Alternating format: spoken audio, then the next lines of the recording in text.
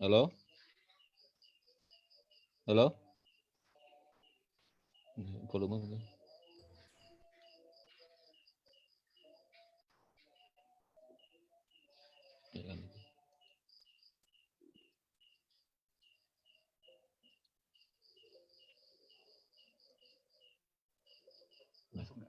Halo? Oh, mungkin yang lain karena di yang lain kan di mute. Langsung ngomong aja, Mas. Selamat malam. Selamat malam semua. Ini sedang kita menunggu. Saat ini sudah ada 19, ya 20 terus bertambah. Jadi di daftar kita itu 100 lebih yang masuk. Narasumber Mas Bima sudah ada. Edwin Sebayang.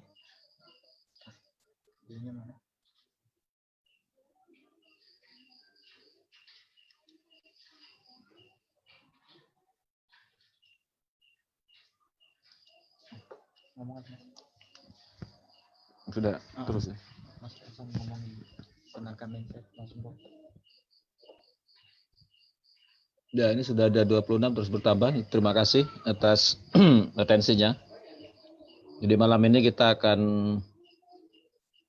coba diskusi tentang atau perihal hutang pemerintah yang terkait dengan pemulihan ekonomi sehubungan dengan adanya pandemik COVID. Kita punya 2 pembicara dan 2 pembicara ini semua dari Jakarta sebetulnya. Ya, yang pertama itu nanti Mas Bima Yudhistira dan kedua Mas Edwin Sebayang. Mas Bima dari Indef dan Mas Edwin itu dari MNC Sekuritas.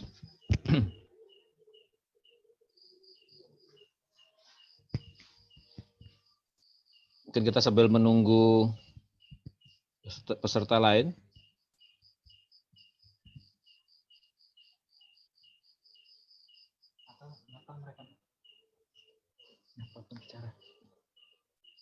Ini kan unmute dulu sih.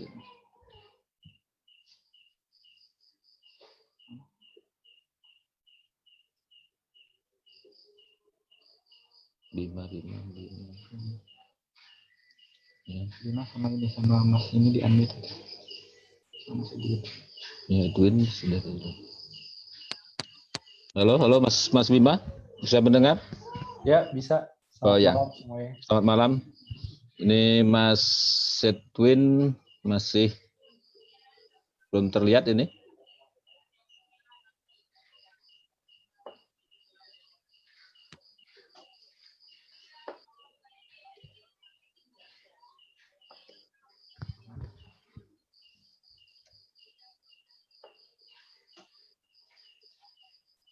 Perkenalkan Mas Bima dulu. Ya, ini saya memperkenalkan dulu Mas Bima. Ini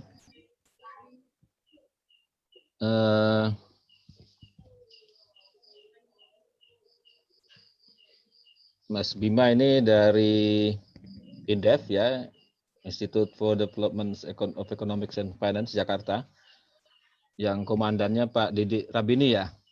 Pak Ya, Didik pendirinya Rabini. bahkan. Ya, pendirinya. Ya, yang jadwalnya harusnya bulan ini juga ada meeting dengan Pak Jokowi 100 ekonomi Indonesia seperti itu. yang saya baru dapat emailnya diundur ke September kira-kira gitu tadi. Nah, Mas Bima ini alumnus dari UK, dari Bradford ya, dan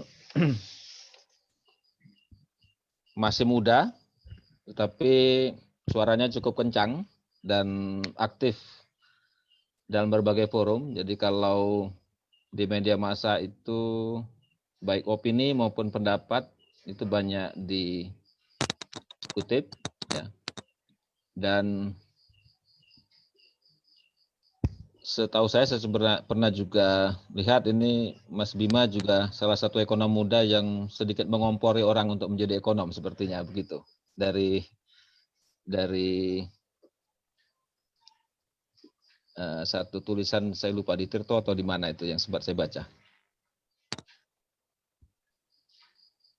Nah, nanti Mas Bima ini akan bicara mengenai lebih ke anggaran pemerintah. Jadi bagaimana beban hutang itu kita lihat betul bebannya seberapa, apakah ada alternatif lain yang mungkin, dan prediksi ke depan itu seperti apa. Mungkin yang Jakarta ini biasanya informasinya lebih banyak.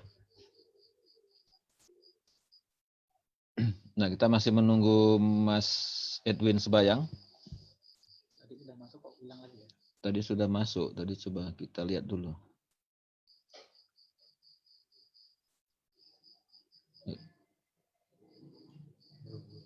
Belum ya.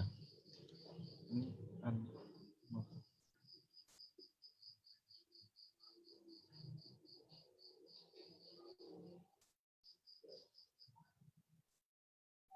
Kita sambil menunggu dulu nih. Jadi kalau di daftar kami ada 100 lebih sebetulnya yang mendaftar ini. Dan sepertinya kapasitas kita sementara 100. Sehingga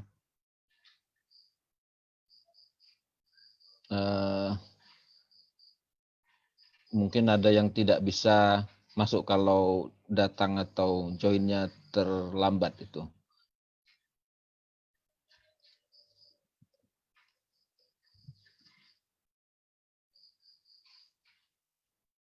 Saya kontak Mas Edwin sebentar ini. itu sudah itu. Oh ya. Ini unmute aja. Mas Bima sama Pak Edwin sama Mas itu Mas Alun. Mak unmute. Biar nggak jadi.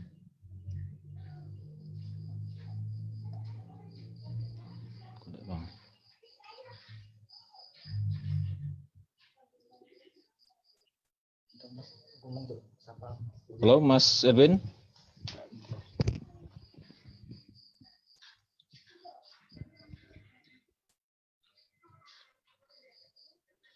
Mas Edwin sudah ada di sini tapi masih suara belum masuk juga, videonya belum.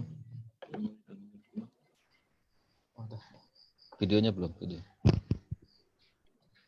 Halo Mas Edwin, bisa dengar? Halo. Oh ya. Ya. Halo, halo. Ya, saya sudah bisa lihat Mas Edwin Sebayang. Itunya tuh earphone papa buat apa? Nggak kedengeran suaranya.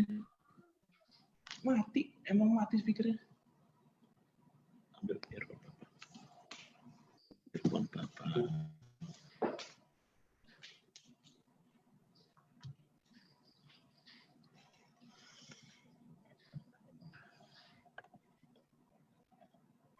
Halo, Mas Edwin Sebayang. Selamat malam, Pak. Selamat malam.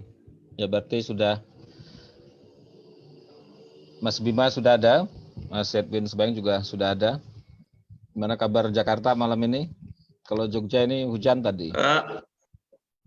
Macet, Pak. Biasa udah mulai macet, jadi nggak ada lagi new normal. Benar-benar udah normal biasa. Normal biasa ya. Oke, new normal yang ditunggu itu tidak macet ya. Oke. Sekarang kita 7.11 ini. Mungkin untuk menghemat waktu kita bisa mulai sedikit ini perkenalan ulang ini. Jadi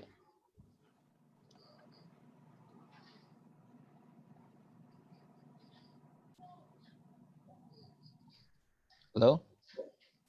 Nah, halo, mendengar suara saya? Ya, Mas. Bagus, Mas. Ya.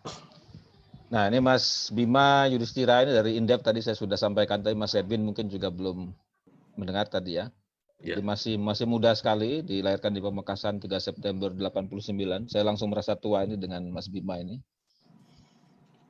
Lulusan Fakultas Ekonomi dan Bisnis Universitas Gadjah Mada, lalu Master in Finance dari Bradford, sampai saat ini masih di Indef.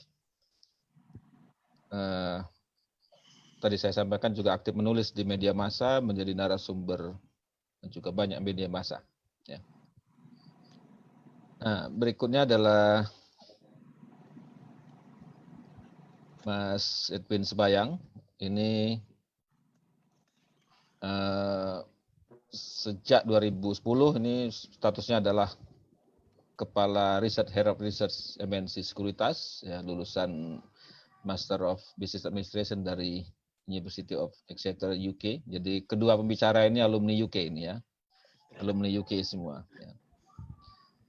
Dan beberapa sertifikasi yang diperoleh ini panjang-panjang, saya tidak perlu baca. Ya. Dan yang jelas setahu saya ini kalau kita buka televisi ada channel pembahasan pasar modal, itu hampir bisa dipastikan Mas Edwin ini bisa terlihat di sana.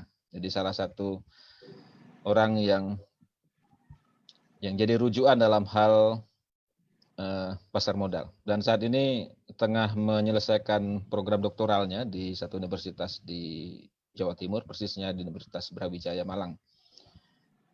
Nah, itu profil singkat dari pembicara, dan kami sedikit tambahkan satu slide di sini.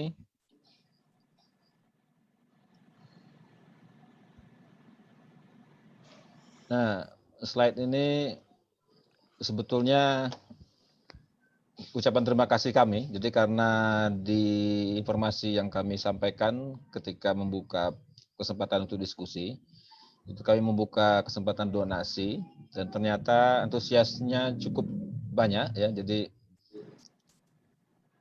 sampai tadi petang sebelum jam 6 kira-kira gitu saya sempat buka cek semua, kita dapat donasi alhamdulillah ini 2.340.000, sehingga kalau dikonversikan menjadi paket bantuan itu mungkin sekitar 22-23 bantuan untuk ukuran sini. Dan untuk itu kami mengucapkan terima kasih semua kepada siapapun yang sudah memberikan donasi ya. Karena ada juga yang memang saudara kita tuh yang hanya berdonasi saja, dia tidak ingin melihat Zoom-nya, pokoknya saya mau donasi gitu saja, selesai ya. Dan beberapa itu sampaikan ke saya. Baik, saya kira itu ringkasannya. Dan saya sendiri, nama lengkap saya Lucius Gunadi Brata. Jadi saya mewakili Mindset di sini. Mindset Institute, satu lembaga yang relatif baru. Dan sehari-hari saya juga di Fakultas Bisnis dan Ekonomika Universitas Atmajaya Yogyakarta. Dan untuk mempersingkat waktu, sesuai alokasi yang kita sampaikan, mungkin pertama Mas Bima yang bisa menyampaikan nanti, lalu dilanjutkan oleh Mas Edwin, kurang lebih masing-masing 20 menit. Ya. Kemudian aturan kita supaya mudah, nanti setelah dua pembicara itu menyampaikan paparannya, peserta yang ingin berbicara diharapkan mengeklik tanda melambaikan tangan, dan kita akan melihat untuk mengalokasikan siapa yang punya kesempatan untuk bertanya, mungkin 3 atau 4 penanya kira-kira.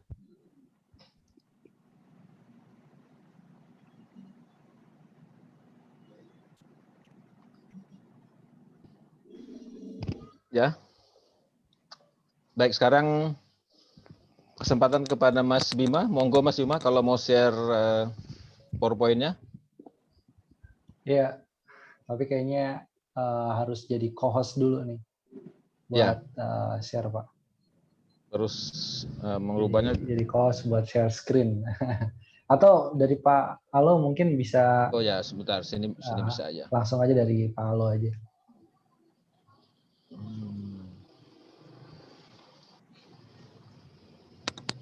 Mohon menunggu sebentar ini.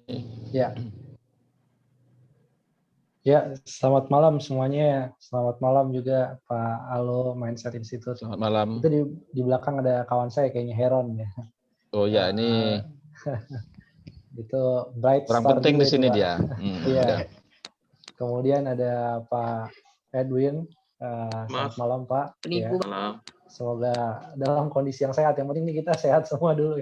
Amin. Ya, jadi saya ada paparan tapi cuma 1 halaman sebenarnya. Jadi saya kasih judul fun fact soal utang tahun 2020 gitu. Jadi sebenarnya bahas utang ya santai aja ya.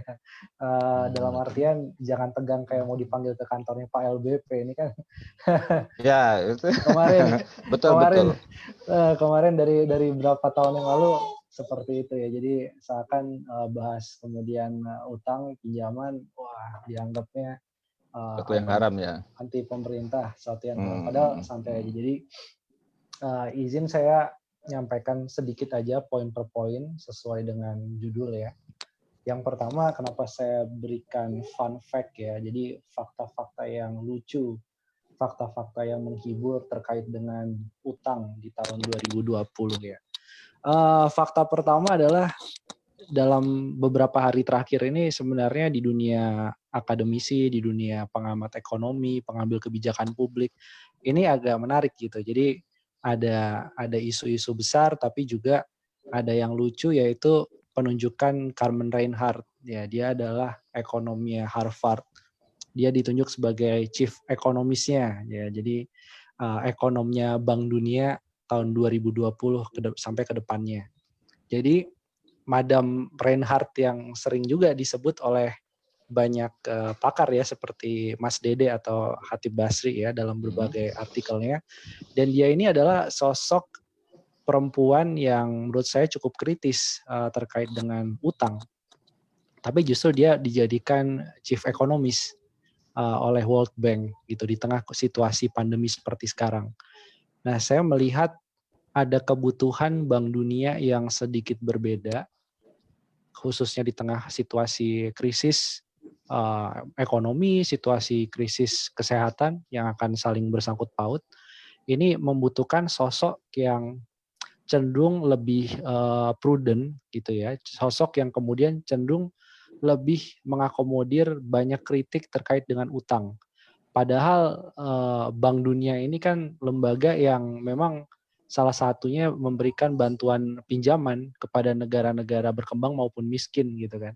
Jadi di tengah kondisi sekarang banyak yang sudah ngantri untuk pinjam utang kepada Bank Dunia. Tapi kenapa yang ditunjuk menjadi chief ekonomisnya adalah Madam Carmen Reinhart. Nah, ini salah satu teori yang lucu menurut saya. Jadi Reinhart, kemudian ada Kenneth Rogoff, dua-duanya adalah seorang ekonom.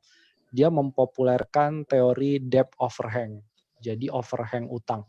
Ini rame dibahas di Indonesia sebenarnya sudah cukup lama, tapi jadi kembali menarik di periode pertama Pak Jokowi. Banyak sekali yang membahas terkait dengan overhang utang. Jadi kalau utang itu terlalu besar, khususnya utang publik atau utang milik kemudian pemerintah, ya ini bisa mengakibatkan overhang. Jadi overhang ini dalam artian bisa jadi justru nanti akan berdampak pada kualitas pertumbuhan ekonomi, berdampak juga terhadap bagaimana suatu negara tadi bisa mencicil atau membayar kembali utang-utangnya. Nah ini teori yang dikembangkan oleh Carmen Reinhart. Jadi ada story yang menarik ya kenapa teori terkait dengan utang bahwa utang terus-menerus itu ternyata punya efek samping yang jelek gitu.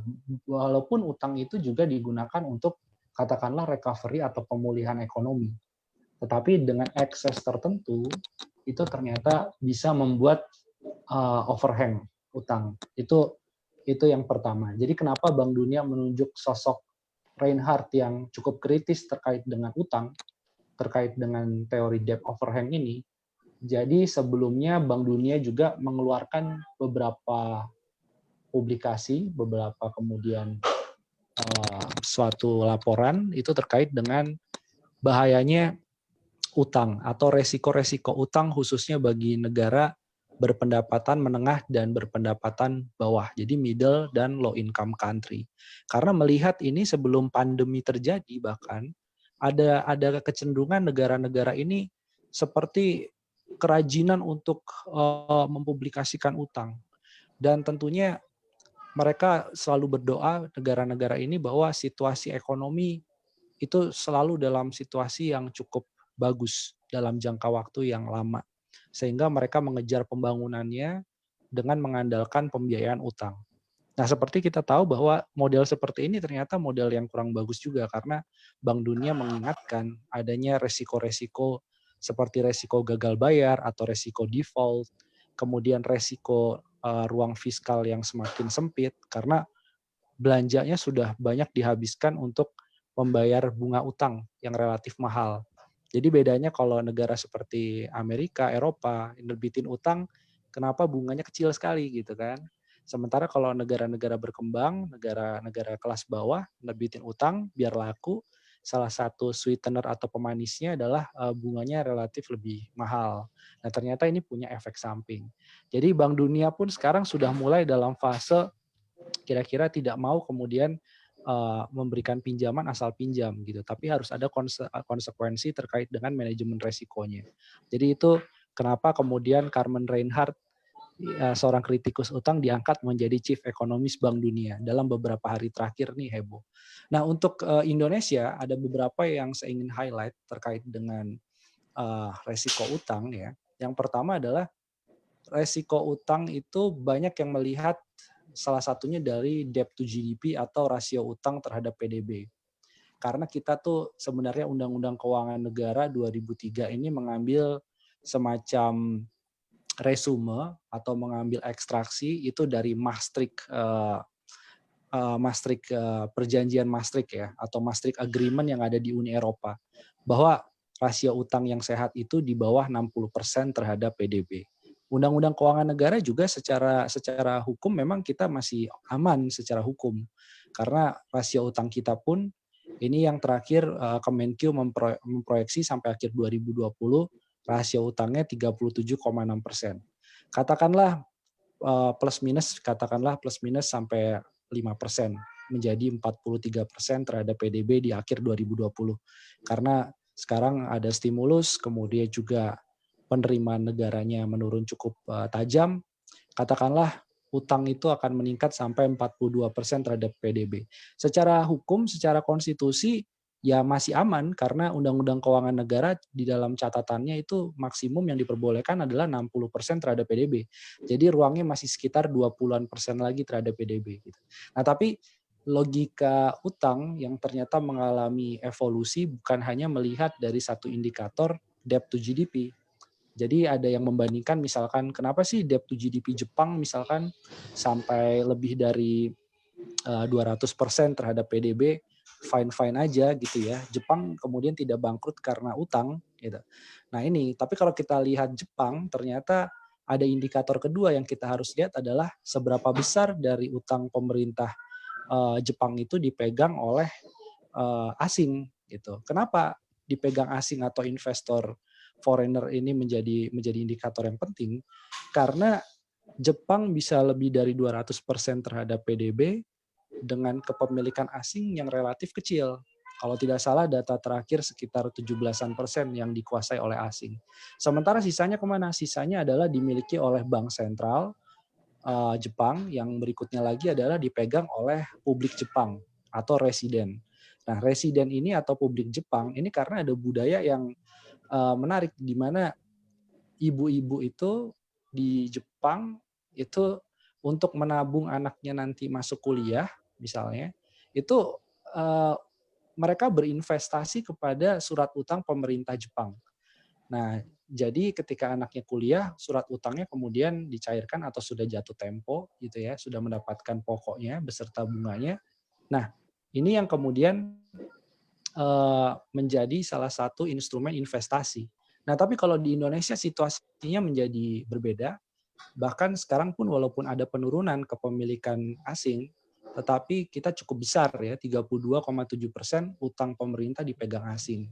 Yang artinya apa? Ketika terjadi satu gejolak sedikit terhadap utang, dalam hal ini adalah SBN, ini akan langsung uang tadi akan dikonversi ke dalam falas dan akan dibawa lari oleh investor keluar gitu.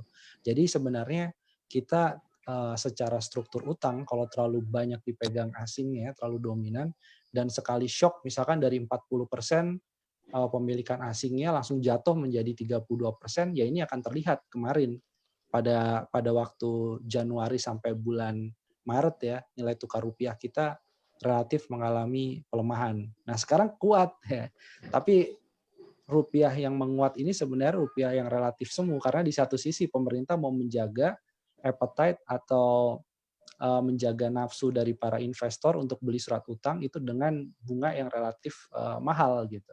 Dan ini kan ada kebutuhan untuk pembiayaan yang relatif besar. Jadi investor yang udah keluar sekarang mau ditarik masuk lagi, tapi tentunya dengan bunga yang cukup mahal ini punya konsekuensi ke depannya. Nah, berikutnya lagi indikator yang ketiga untuk mengukur resiko-resiko utang adalah saya selalu katakan bahwa jangan lupakan kemampuan kita membayar atau debt to service ratio. Karena ini penting. Kenapa? Memang ada utang yang berbentuk nilai tukar rupiah atau denominasi rupiah. Tapi tidak sedikit juga utang dalam bentuk falas. Yang artinya ketika pemerintah menerbitkan utang dalam bentuk dolar, itu ada tanggung jawab untuk memenuhi kebutuhan falas ketika nanti pada saat pembayaran bunga atau cicilan pokok misalnya. Nah, jadi debt to service ratio. Jadi utang dibagi kemudian dengan penerimaan falas. Itu bisa ekspor, bisa devisa-devisa lainnya.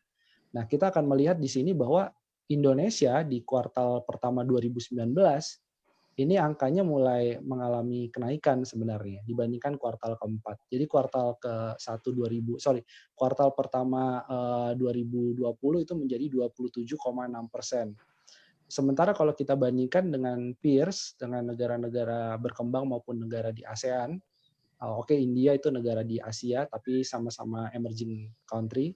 Jadi kalau kita melihat debt to service ratio atau DSR Indonesia ini relatif tinggi sekali gitu, 27,6%, yang artinya antara utang dengan penerimaan falasnya makin nggak imbang. Malaysia 13,4%, Thailand 9,8%, dan India 7,1%. Implikasi dari debt to service ratio kalau angkanya makin membesar, ini nanti pemerintah makin sulit untuk melakukan kemampuan bayarnya atau harus mencari pendapatan dari falas yang lebih besar lagi. Tapi kita tahu bahwa pendapatan falas yang besar, dolar yang besar, mulai dari ekspor, ini kan situasinya cukup susah hari ini untuk mendapatkan penerimaan ekspor yang besar ya. Karena negara tujuan ekspor kita semua mengalami dampak COVID, apalagi Amerika ada COVID, ada Black Lives Matter, itu sangat mengguncang sekali perekonomian, stabilitas ekonomi di Amerika Serikat. Kemudian China juga sekarang masih dalam tahap recovery, itu pun juga khawatir adanya second wave atau gelombang kedua dari COVID-19. Makanya kalau kita lihat antara pemerintah niat untuk menambah utang, walaupun ini dengan dalih pemulihan ekonomi, tapi di sisi yang lain kita juga punya resiko besar. Nanti utang itu, apalagi yang falas, mau bayarnya pakai apa? Nah, kalau tidak kemudian pemerintah menerbitkan utang baru lagi, utang berdenominasi falas dengan bunga yang lebih mahal lagi ke depannya. Nah, ini jadi salah satu resiko yang akan kita hadapi.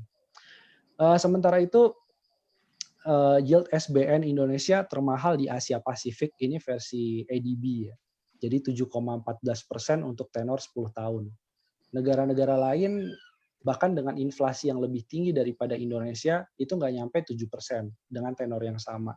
Jadi ini juga kita harus bertanya juga.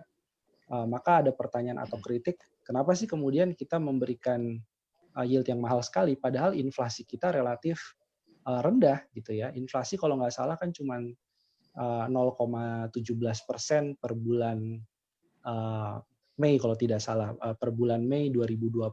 Jadi sangat kecil sekali.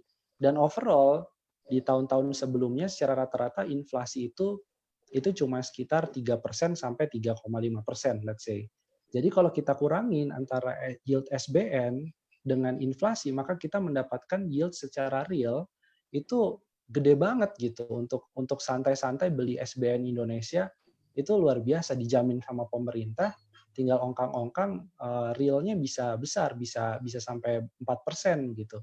Jadi kurang menarik apa untuk membeli surat utang pemerintah Indonesia. Nah, inilah yang kemudian kalau kita mengandalkan seperti hari ini cadangan devisa kemudian naik ya. Tapi sebenarnya ini saya bilang semu gitu. Karena cadangan devisa naik menjadi indikator ekonomi kita yang relatif kuat dan segala macam. Padahal ini ditopangnya melalui penerbitan surat utang. Nah, surat utang ini yang sebenarnya saya khawatir easy in, easy go. Jadi kalau hot money-nya kemudian masuk karena melihat, oh Amerika lagi nggak oke, China lagi nggak oke, Indonesia menawarkan sampai 7,14%, kenapa nggak masuk? Tapi once terjadi recovery di Amerika, terjadi recovery kemudian di China, dan itu bisa mengakibatkan capital outflow yang mungkin lebih parah atau lebih buruk daripada kuartal pertama 2020 kemarin. Jadi ini nanti efek utang juga kepada stabilitas nilai tukar rupiah dalam jangka panjang. Nah, sekarang pertanyaannya, overhang bisa nggak terjadi di Indonesia meskipun rasio utang kita masih di bawah 60%? Saya jawab bisa. Kenapa bisa? Karena pemanfaatan utang itu untuk apa dulu? Nah, ini kan Pak Luhut selalu bilang, tenang aja, utang itu akan digunakan untuk barang-barang yang sifatnya produktif atau proyek-proyek yang sifatnya produktif. Nanti dulu, kalau kita lihat dari struktur belanja dari pemerintah, dan itu sebagian ada pajak, ada utang juga, maka di situ melihat, ini dari nota keuangan APBN memang yang belum dirubah pasca Perpu, saya melihat bahwa proporsi yang paling besar adalah 24,7% untuk belanja pegawai. Jadi di situ ada satu ember pajak dan utang kita, 24,7% itu udah habis untuk belanja pegawai. Artinya belanja yang sifatnya konsumsi gitu, bukan menghasilkan penerimaan falas. Nah, itu yang pertama. Yang kedua, belanja barangnya 20%. Dan bunga utangnya, nah ini yang bisa buat ruang fiskal kita semakin sempit.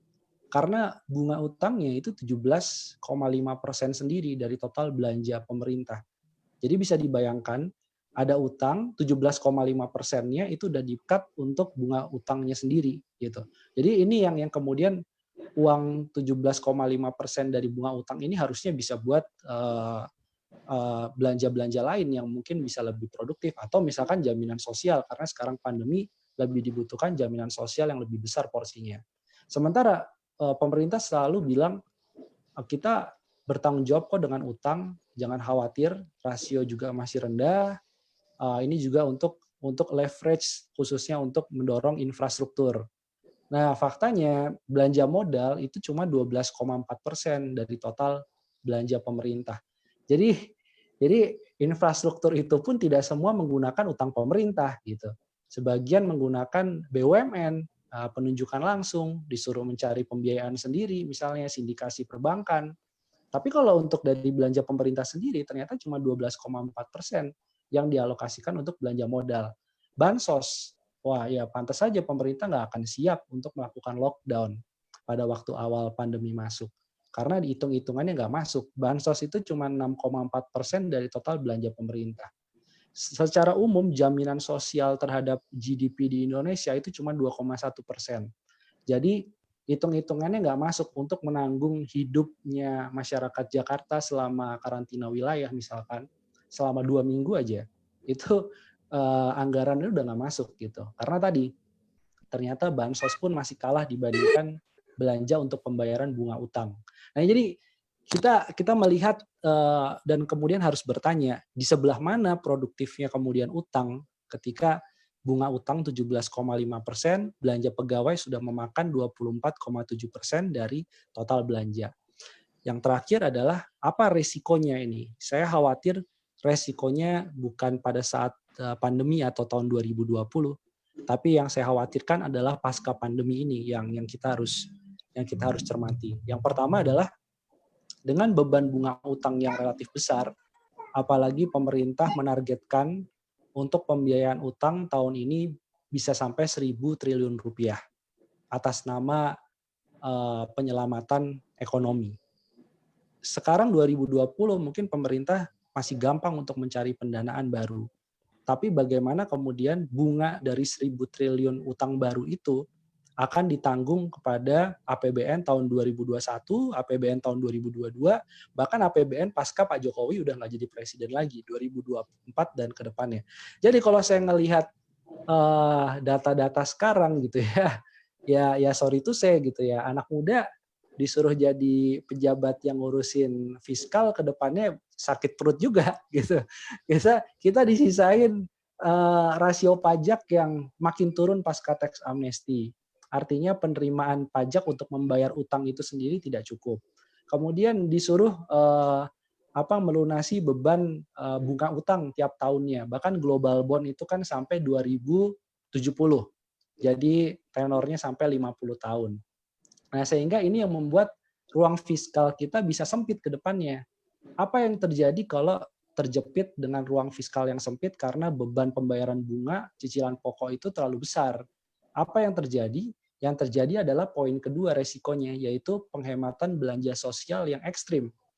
Jadi austerity itu sangat mungkin terjadi pasca pandemi ini, entah 2021, entah 2022.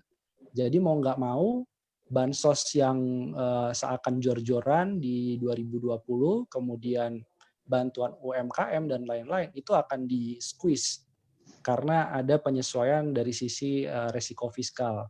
Dan yang ketiga, ini harapannya jangan terjadi atau belum terjadi ya peristiwa yang disebut crowding out effect, yang artinya pemerintah untuk mempertahankan dia bisa membayar pegawai, membayar cicilan utang dan bunga utang, itu mau nggak mau pemerintah akan terus makin agresif menerbitkan pembiayaan SBN atau menerbitkan pembiayaan utang. Nah ini efeknya kalau terjadi perebutan, bank juga sekarang situasinya ada beberapa bank yang likuiditasnya mungkin agak sedikit mepet. Sehingga perebutan ini yang disebut crowding out effect, uang itu pasti akan masuk ke dalam kantong pemerintah. Alasannya sederhana, karena government bond atau surat utang pemerintah dijamin pemerintah dengan bunga yang relatif tinggi gitu. Jadi kalau jadi deposan sekarang, katakanlah jadi orang kaya, suruh milih mau beli deposito perbankan dengan situasi volatile dalam beberapa tahun ke depan mungkin seperti itu, atau dikasih satu meja lagi menunya adalah surat utang pemerintah. Ya, jadi bisa dikatakan resikonya relatif rendah, kemudian bunganya relatif lebih tinggi, maka deposan akan geser itu kepada surat utang pemerintah. Nah, padahal bank butuh likuiditas, kalau enggak nanti terjadi disintermediasi keuangan gitu kan, kreditnya nanti akan kena, UMKM akan susah untuk mencari pendanaan murah dan lain-lain. Jadi efeknya utang yang konsekuensinya jangka panjang, keputusannya hari ini, efeknya bisa kemana-mana. Dan yang keempat, saya khawatirkan ruang fiskal sempit, penghematan belanja yang relatif akan ekstrim, dan yang ketiga adalah crowding out. Ini kalau nggak di-manage dengan baik akan mengakibatkan resiko keempat, yaitu social unrest. Dan ini sudah terjadi di banyak negara, seperti di Eropa misalnya, pada waktu krisis utang tahun 2015-an. Nah, jadi ini semoga saya kira ada diskursus yang sehat gitu ya. Jadi jangan main ancem-anceman nggak setuju datang ke kantor saya gitu ya. Itu sangat tidak akademik gitu ya. Jadi yang dibutuhkan sebenarnya diskursus yang sehat. Bank Dunia pun melakukan diskursus yang sehat. Pengkritik utangnya, yang mengkritik utang dijadikan chief ekonomisnya gitu ya. Jadi harapannya sih ada diskursus yang kemudian bagus sehingga kita bisa lihat, oke, utang untuk leverage untuk apa dulu penggunaannya, resikonya gimana. Ini kira-kira oke. Jangan kemudian pemerintah nambah utang gini, oh udah oke aja gitu ya. Padahal ini akan ditanggung intragenerasi gitu. Makanya jangan sampai akan jadi beban yang membuat nanti ke depannya fiskal makin sempit dan perekonomian tadi menjadi overhang. Itu aja mungkin dari saya, Pak Alo. Terima kasih. Ya, terima kasih Mas Bima. Jadi ini kembali ke kalimat Sakti yang dulu pernah atau sering disebut kalau public debt itu sebetulnya seperti membebani punggungnya kita dan juga anak cucu. Ya kalau semua hutang itu adalah sebetulnya iblis atau setan, maka hutang pemerintah juga setan disebut di sana. Tapi itu kan kalimat yang sangat keras yang yang kemudian Mas Bima coba garis bawahi, kita harus bisa melihatnya secara jernih, tidak semata-mata menyebut mereka yang mencoba mengkritisi hutang itu lalu seperti anti betul gitu ya. Jadi itu yang coba disampaikan tadi, dan terkait dengan penerbitan surat berharga tadi yang bisa saya sedikit ulang lagi tadi, ya sebetulnya saatnya sangat tepat kalau punya uang dan terjamin betul karena tidak dibayar, entah dibayar Jokowi atau siapa, saya tidak tahu nanti berikutnya ya. Nah, terkait dengan respon pasar tadi, nah ini Mas Edwin Sebayang ini yang punya jawaban, apakah pasar betul-betul mengincar margin laba yang demikian tinggi dalam situasi inflasi yang tipis tadi yang Mas Bima sebutkan, bahwa ini enak betul sebetulnya ya. Jadi marginnya tinggi, kemungkinan pemerintah ke depan masih akan mengenjot terus menarik likuiditas dari swasta sehingga masuk ke sana. Nah, yang celakanya mungkin nanti bagaimana kompetisinya dengan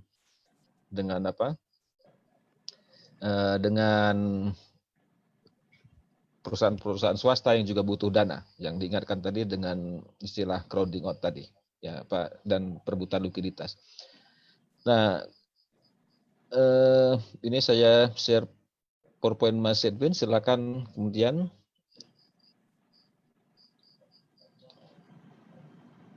Bentar ini.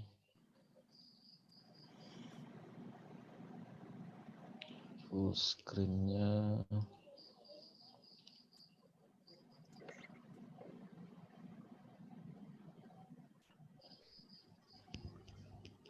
Ya, silakan Mas Edwin Sebayang. Baik, selamat malam Bapak Ibu. Terima kasih Mas Alo udah diundang. Terima kasih Mas Bima udah atas penjelasannya. Jadi saya mungkin akan skip mengenai masalah tentang ekonomi dan segala macamnya, walaupun di materi presentasi saya ada ya. Mungkin kita bisa langsung bagaimana tanggapan market aja, Mas Alo, di halaman 10, slide 10.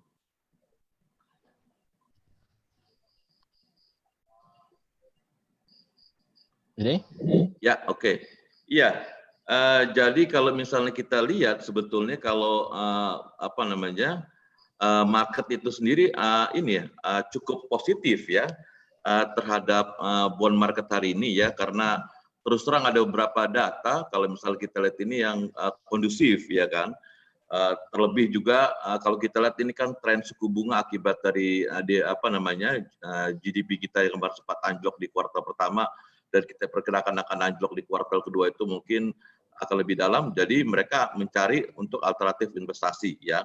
Jadi mereka terus terang itu sebagai salah satu juga yang positif ya. Lalu kalau kita lihat nanti dalam perjalanan beberapa hal positif lagi tentang bond market saat ini ya, memang Bank Indonesia juga cukup aktif masuk ke pasar ya. Nanti kita lihat melalui apa ya. Di lain pihak sebetulnya nanti kita lihat bagaimana tren daripada yield obligasi 10 tahunan dan beberapa tenor tahun lebih lama itu nanti dari skenario optimis dan pesimis nanti mungkin bisa kita lihat ya. Lalu hal negatif adalah mengenai perlambatan ekonomi global. Walaupun kita lihat beberapa data yang masuk ini sebetulnya tidak separah yang kita bayangkan, yaitu adalah data dari Amerika di mana tingkat pengangguran yang diperkirakan bisa sampai sekitar 19%, ternyata hanya sekitar 13% ya. Dan membuat kalau kita lihat market sangat optimis banget ya kan di Amerika. Jadi karena kita bisa melihat anchor daripada ekonomi global. Nah, mereka juga sudah melakukan, boleh dikatakan beberapa negara bagian itu full lockdown ya kan. Nah, kita melihat ada optimisme baru di Indonesia ya kan, bahwa kita tidak menerapkan full lockdown, tetapi kita menerapkan namanya half ya, metode setengah daripada lockdown PSBB, dan itu hanya di beberapa tempat saja, sehingga dampaknya terhadap ekonomi kita melihat, saya perkirakan itu tidak akan terlalu separah kalau misalnya kita melakukan lockdown. Next, Mas. Selanjutnya, slide selanjutnya. Nah, kalau kita lihat, kalau kita lihat Bapak Ibu ya, jadi kalau dari sini adalah bagaimana pergerakan imbal hasil daripada surat utang regional ya. Itu memang boleh dikatakan hampir searah ya. Kita lihat dari Indonesia, Malaysia, Filipina, Thailand, Vietnam ya. Next, Mas. Lalu kita lihat ada sebelumnya, Mas, satu lagi sebelumnya tadi ada dari beberapa ya, dari China, dari China, Hong Kong, ya kan. Nah itu juga kelihatan memang apa namanya imbal hasilnya boleh dikatakan apa namanya mengalami penurunan, ya. Lalu slide mengenai apa namanya US Treasury versus Sun, Sun, ya. Nah kita lihat memang di sini kenapa kok harga apa namanya yield obligasi kita tinggi, ya kan? Nah itu sebetulnya kalau kita di market itu bisa kita lihat dari apa namanya mencerminkan daripada country risk kita yang cukup besar, sehingga dengan country risk itulah sebetulnya mereka apa namanya willing untuk mengambil posisi, mengambil risiko, mengambil obligasi Indonesia. Nah, sekarang yang perlu diperbaiki buat kita itu adalah bagaimana kita menurunkan dari country risk kita.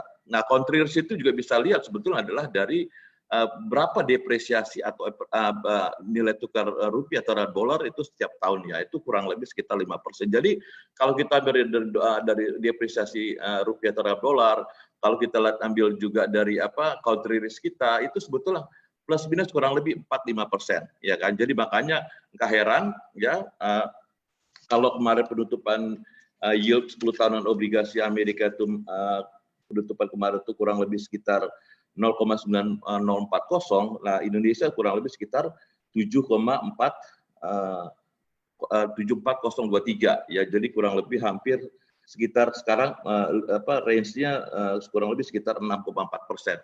Itu karena apa? Karena besarnya counter risk. Nah itu sebetulnya kalau kita turunkan lagi, kita basicin lagi, itu adalah terkait dengan bahwa sumber pada penerimaan Indonesia itu hanya berasal dari komoditas. Ada dua komoditas, yaitu ada komoditas coal dan CPO. Nah, country risk itu bisa diturunkan atau bisa dirubah, ya kan?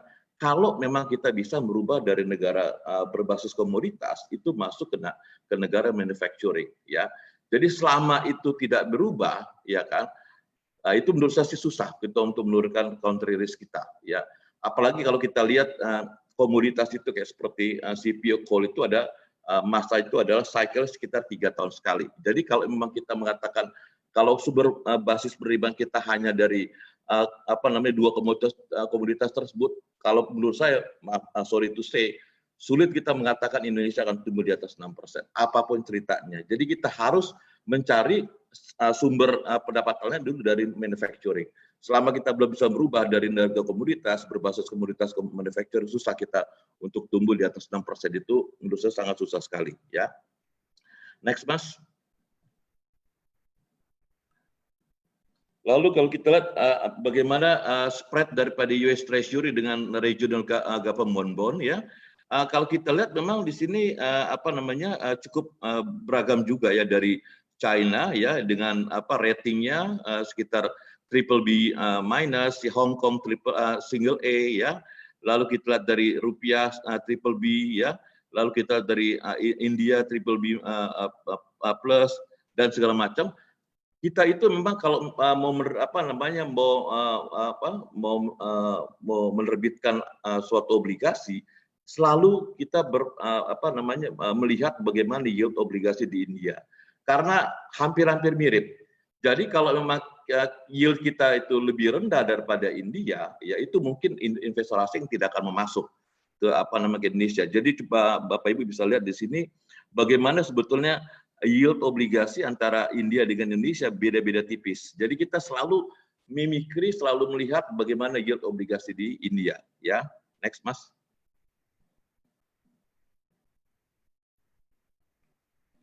Oke, nah di lain pihak Bapak Ibu ya, kita melihat di sini salah satu indikator juga mengapa kita punya yield obligasi kemarin cukup tinggi itu karena apa? Karena faktor daripada CDS.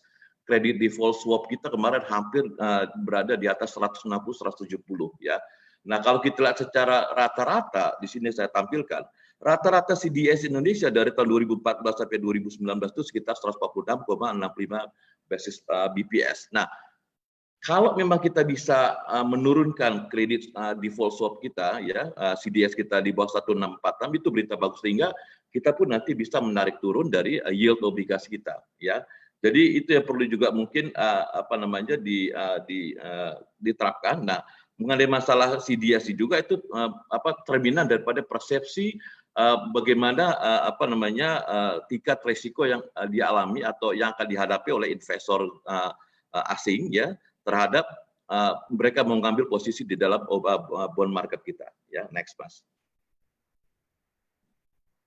Nah, kalau kita lihat Bapak Ibu ya di sini juga kemarin kan sempat rupiah kita memang berada di atas 15 ribuan ya, sehingga government bond kita juga yieldnya mengalami kenaikan.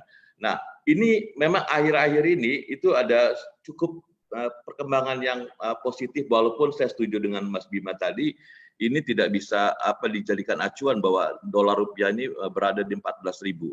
Terus terang kalau saya mengatakan karena kita lihat defisit terhadap kita punya GDP nanti sekitar 6, sekian %, menurut saya nanti dolar rupiah nanti akan balik lagi ke level 15 ribuan. Maka saya katakan kepada investor kami di saat-saat ini ya sekarang kita memang investor di market ya saya bilang ambil posisi untuk di dolar, saya bilang gitu. Karena Pak ini nggak lama lagi nanti dolar rupiah akan melejit lagi ke level 15 ribuan. Ya, next.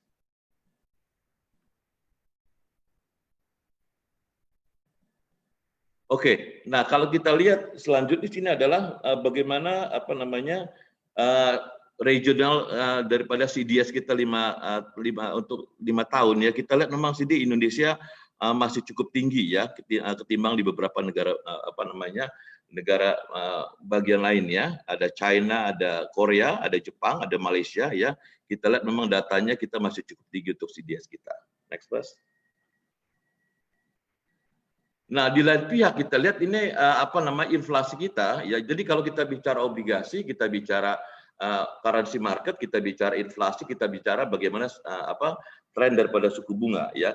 Jadi suku bunga saya perkirakan ini sampai akhir tahun ada peluang 25 basis lagi akan mengalami penurunan dari 7 days reverse repo-nya ya. Dan inflasi kalau kita memperkirakan mungkin kalaupun terjadi orang begitu nanti selesai PSBB pembatasannya selesai, orang akan over consumption, mungkin inflasi kita antara 2,5% sampai 2,75, karena kemarin terakhir itu di bulan Mei inflasi kita baru mencapai sekitar 2,19%.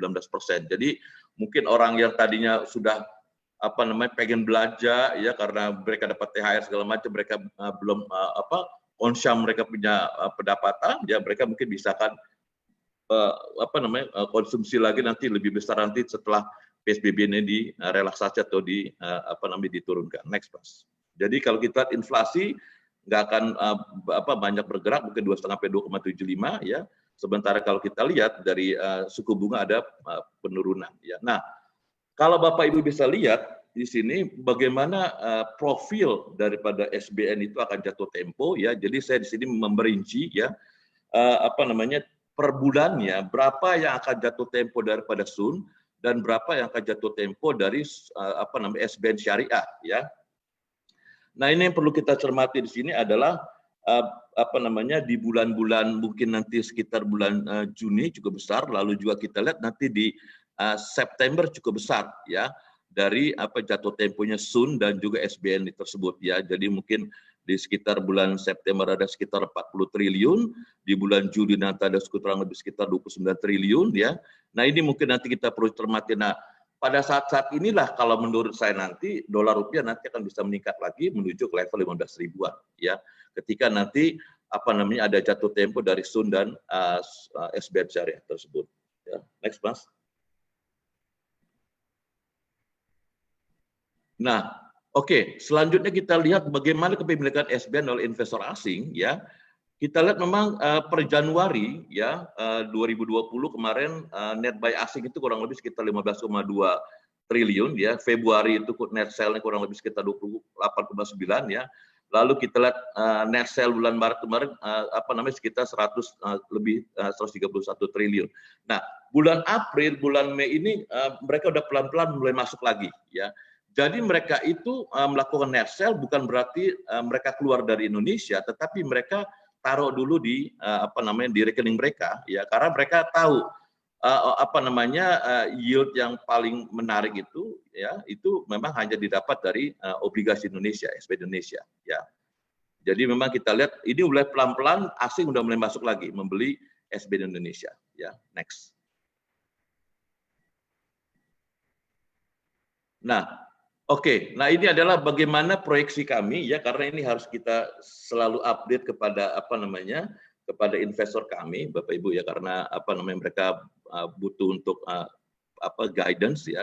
Kalau kita lihat dengan asumsi dolar itu kurang lebih sekitar 14.000 dan angka CDS itu 75 basis ya, di atas yang rata-rata tersebut ya. Lalu kalau kita lihat ada US Treasury yield kurang 1,62 ya, suku bunga acuan 4,75. Nah, kita lihat ini kita membuat beberapa macam skenario Bapak Ibu ya. Bagaimana untuk obligasi tenor 2 tahun sampai 30 tahun ya. Jadi kalau kita lihat dari saya sendiri cenderung memakai skenario yang optimis ya. Jadi kalau kita untuk 10 tahunan mungkin akan sedikit lagi mengalami kenaikan ya. Jadi tidak lagi banyak mengalami kenaikan ketimbang di level-level saat ini Bapak Ibu ya. Jadi kalau kita lihat dari dari profil tersebut ya. Next. Nah, di sini saya ingin memaparkan bagaimana proyeksi kinerja SBN 2020 sebelum COVID-19 ya. Kalau kita lihat dari obligasi negara dari FR 61, 63, FR 81, 82, 80, 83, 76 yang memang paling liquid dan memang sekarang banyak diincar oleh investor ya. Nah, di sini kita membuat proyeksi ya bagaimana yield ekspektasi tersebut di akhir tahun 2020 ya. Dan bagaimana mengenai harganya dan selisihnya ya. Jadi Bapak Ibu kalau memang Bapak Ibu sebagai investor institusi mungkin bisa menggunakan data ini ya. Jadi kalau memang asumsi moderat kami untuk total return dari dari obligasi tersebut sekitar 7,89% ya untuk obligasi tersebut ya. Next Mas.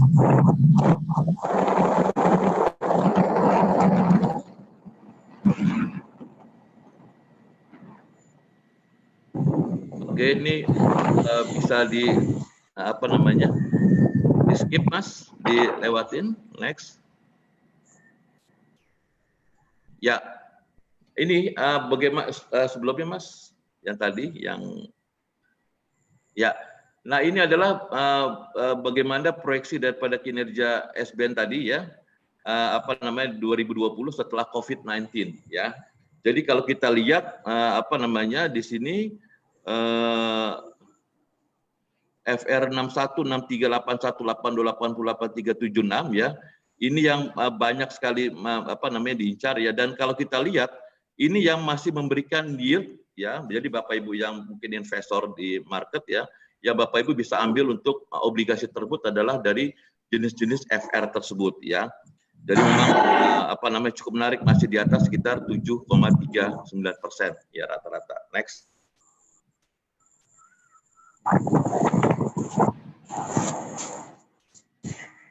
Next Mas. Selanjutnya. Oke, next.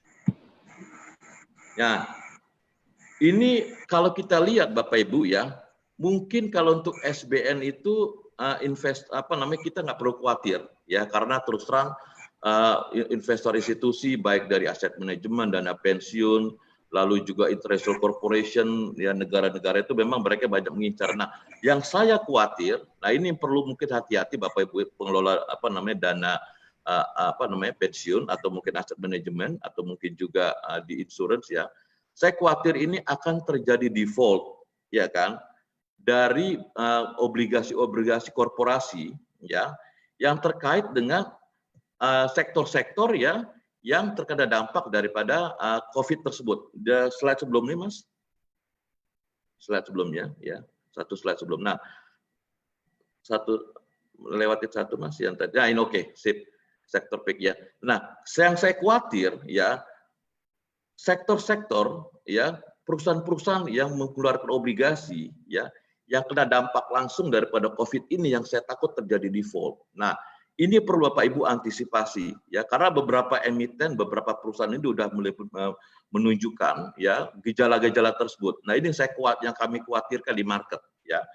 Bagaimana mereka bisa bayar kupon mereka ya kan, apalagi nanti pokok mereka, kalau mereka nggak bisa beroperasi, kalau mereka tidak mendapatkan pendapatan ya dari sektor airline, ya ini Garuda selamat karena ada pemerintah aja ya. Lalu bagaimana yang tidak ada bailout, tidak ada backup dari pemerintah ya, dari sektor tourism, MICE, leisure, travel services, transportation, upstream oil and gas, consumer discretion. Nah, saya khawatir emiten-emiten yang terkena langsung dari dampak COVID ini yang saya khawatir adalah terkena default ya. Ini perlu kita antisipasi Bapak Ibu ya. Jadi kalau Bapak Ibu punya obligasi yang diterbitkan ya, diisi oleh perusahaan-perusahaan yang terkena dampak langsung dari COVID tersebut, itu mungkin bisa jual langsung ya, bisa switching ke obligasi jenis lain ya. Next Mas. Selanjutnya kalau kita lihat juga satu slide. Nah, selanjutnya kalau kita lihat juga ada beberapa sektor lain yang cukup kita khawatirkan itu akan terkena dampak daripada COVID adalah coal mining ya, industrial estate ya, termasuk properti ya, metal mining ya, dan retail. Saya khawatir ini akan juga terkena dampaknya ya. Nah, jadi Bapak Ibu yang punya obligasi tersebut ya, itu perlu antisipasi karena saya khawatir ini pasti nanti akan terjadi default ya. Jadi itu mungkin yang perlu antisipasi. Next, Mas. Ya, oke. Jadi kesimpulan saya sebelum kesimpulan, di bagian kesimpulan, Mas. Di bagian kesimpulan, ya. Jadi kesimpulan saya memang rencana perbitan obligasi kemungkinan besar masih bisa diserap pasar ya, karena memang ada tadi saya sudah jelaskan beberapa sentimen positif seperti inflasi rendah, apresiasi rupiah, ya kan, tren penurun suku bunga, dan yield SBN yang masih cukup relatif. Lalu sentimen positif lain yang seperti saya katakan tadi adalah ini asing sudah mulai masuk lagi, aliran dana asing sudah mulai masuk lagi ya. Serta Bank Indonesia juga tak menutup kemungkinan untuk melakukan boleh dikatakan intervensi, bisa melalui non-competitive bidder, green shoe option, lalu private placement ya. Lalu kalau kita lihat ini demand daripada obligasi masih cukup besar dari perbankan ya, karena memang ada tambahan dari likuiditas dari Bank Indonesia. Lalu juga dari lokal sebetulnya ini dana pensiun, asuransi ya, lalu juga mutual fund, asset management itu masih cukup appetite mereka masih cukup besar untuk membeli obligasi ya, SBN maupun SUN. Tetapi saya khawatir mereka akan meninggalkan obligasi korporasi ya. Lalu juga kalau kita lihat pemerintah juga masih bisa menawarkan obligasi-obligasi ya itu ke ke institutional corporation ya, dan juga bisa menawarkan kepada investment corporation. Nah, tetapi di lain pihak ya ini perlu juga sebagai statement saya terakhir, investor perlu menghindari obligasi korporasi yang terpapar akibat virus corona ya. Airline, tourism, MICE, leisure, service, dan juga yang perlu saya khawatirkan adalah leasing dan multi finance. Jadi kemarin saya baru aja melakukan Zoom meeting ke salah satu investor institusi yang besar sekali, ada kelolaannya di atas 100 triliun ya.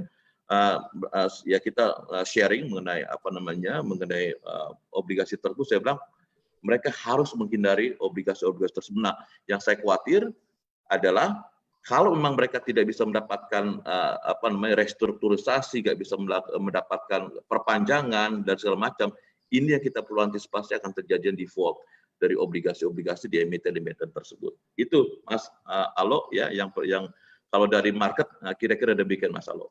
Terima kasih. Baik, terima kasih. Terima kasih Mas Edwin. Dan jadi kalau menyambungkan dengan yang Mas Bima tadi, itu berarti pasar sebetulnya sejauh ini tampak oke saja. Bahkan masih tertarik dengan Indonesia karena memberikan imbal hasil yang memadai. Ya. Tapi kalau disambungkan nanti dengan kecenderungan delaying consumption sini yang kemungkinan nanti ketika PSBB dibuka betul semua orang baru pergi ke pasar lalu akan mendongkrak inflasi, maka terkait dengan Mas Bima tadi margin menjadi kecil. Salah satu opsi supaya pemerintah itu bisa mengkolek dana menjadi lebih tinggi, maka yield-nya akan dipancing menjadi lebih tinggi juga, maka cost-nya akan mendorong itu naik. Dan kembali ke isu yang Mas Bima tadi sampaikan, risiko-risiko tadi akan membesar, tapi apakah itu akan terjadi kemudian atau tidak, mungkin kita bisa pertajam dengan dalam diskusi ini. Nah, dalam kesempatan ini silakan mungkin bisa 3 orang yang ingin bertanya, atau kalau sudah ada tadi, silakan yang coba angkat tangan kalau ingin bertanya. Saya belum lihat ini. Halo?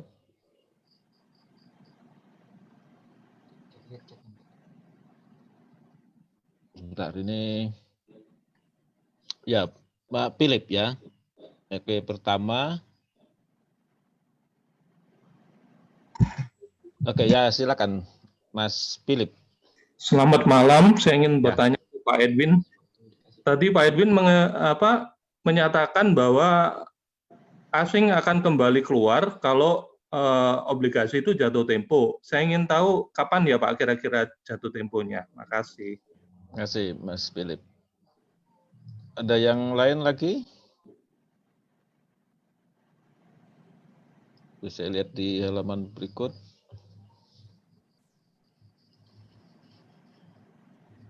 Silakan yang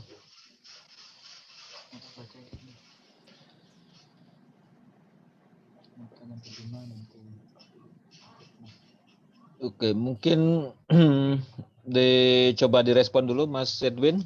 Pertanyaan ya.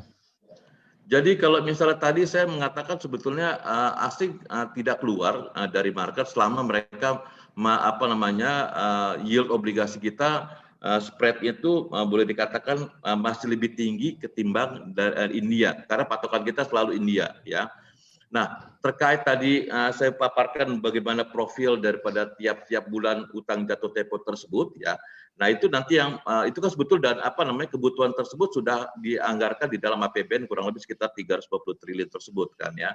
Jadi itu mungkin nanti akan, kalau menurut saya nanti akan diterbitkan lagi obligasi ya.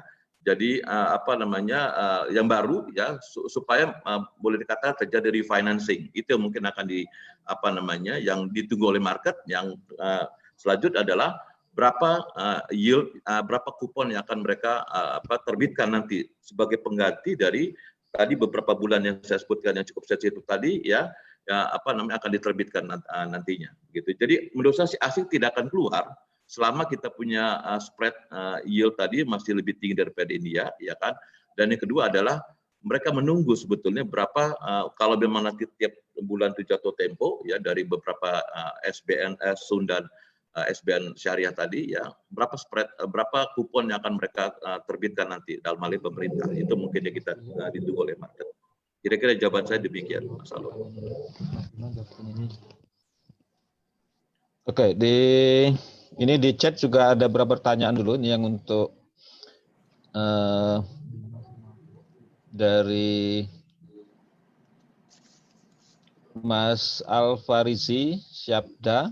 Jadi mungkin silakan disampaikan secara singkat walaupun sudah ada di chat, tapi lebih enak mendengar suara juga.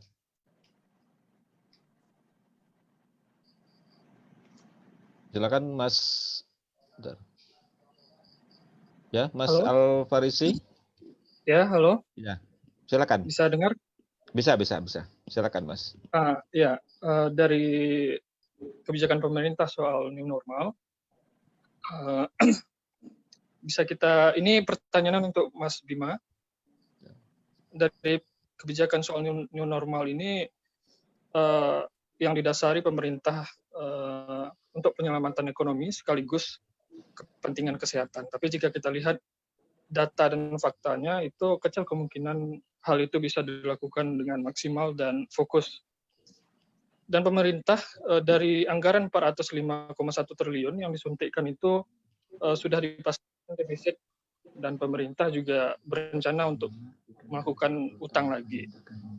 Nah, dari situ kan bisa kita lihat bahwasanya sepertinya utang-utang sebelumnya itu tidak diusahakan pemerintah untuk direnegosiasi ulang sehingga dapat keringanan yang maksimal dan pasti untuk pembiayaan utang luar negeri Indonesia. Nah, dari situ bisa kita lihat banyak lagi ketidaksiapan pemerintah untuk menerapkan new normal ini. Nah, pertanyaannya, jika tujuan new normal yang diterapkan pemerintah ini tidak sampai pada tujuannya, bagaimana skenario terbaiknya atau solusi terbaiknya menurut Mas Bima? Itu saja, terima kasih. Baik, terima kasih. Silakan Mas Bima. Oke, baik. Saya kira yang pertama adalah dari stimulus yang ada maupun stimulus yang sudah di top up menjadi PEN itu, penyelamatan ekonomi nasional ya, pemulihan ekonomi nasional. Ini permasalahannya adalah pemerintah di satu sisi bicara terkait dengan new normal gitu ya, sampai bosen sebenarnya dengar new normal. Tapi dari isi stimulusnya kalau dipelajari, ini bukan stimulus yang new normal, tapi stimulus yang konvensional.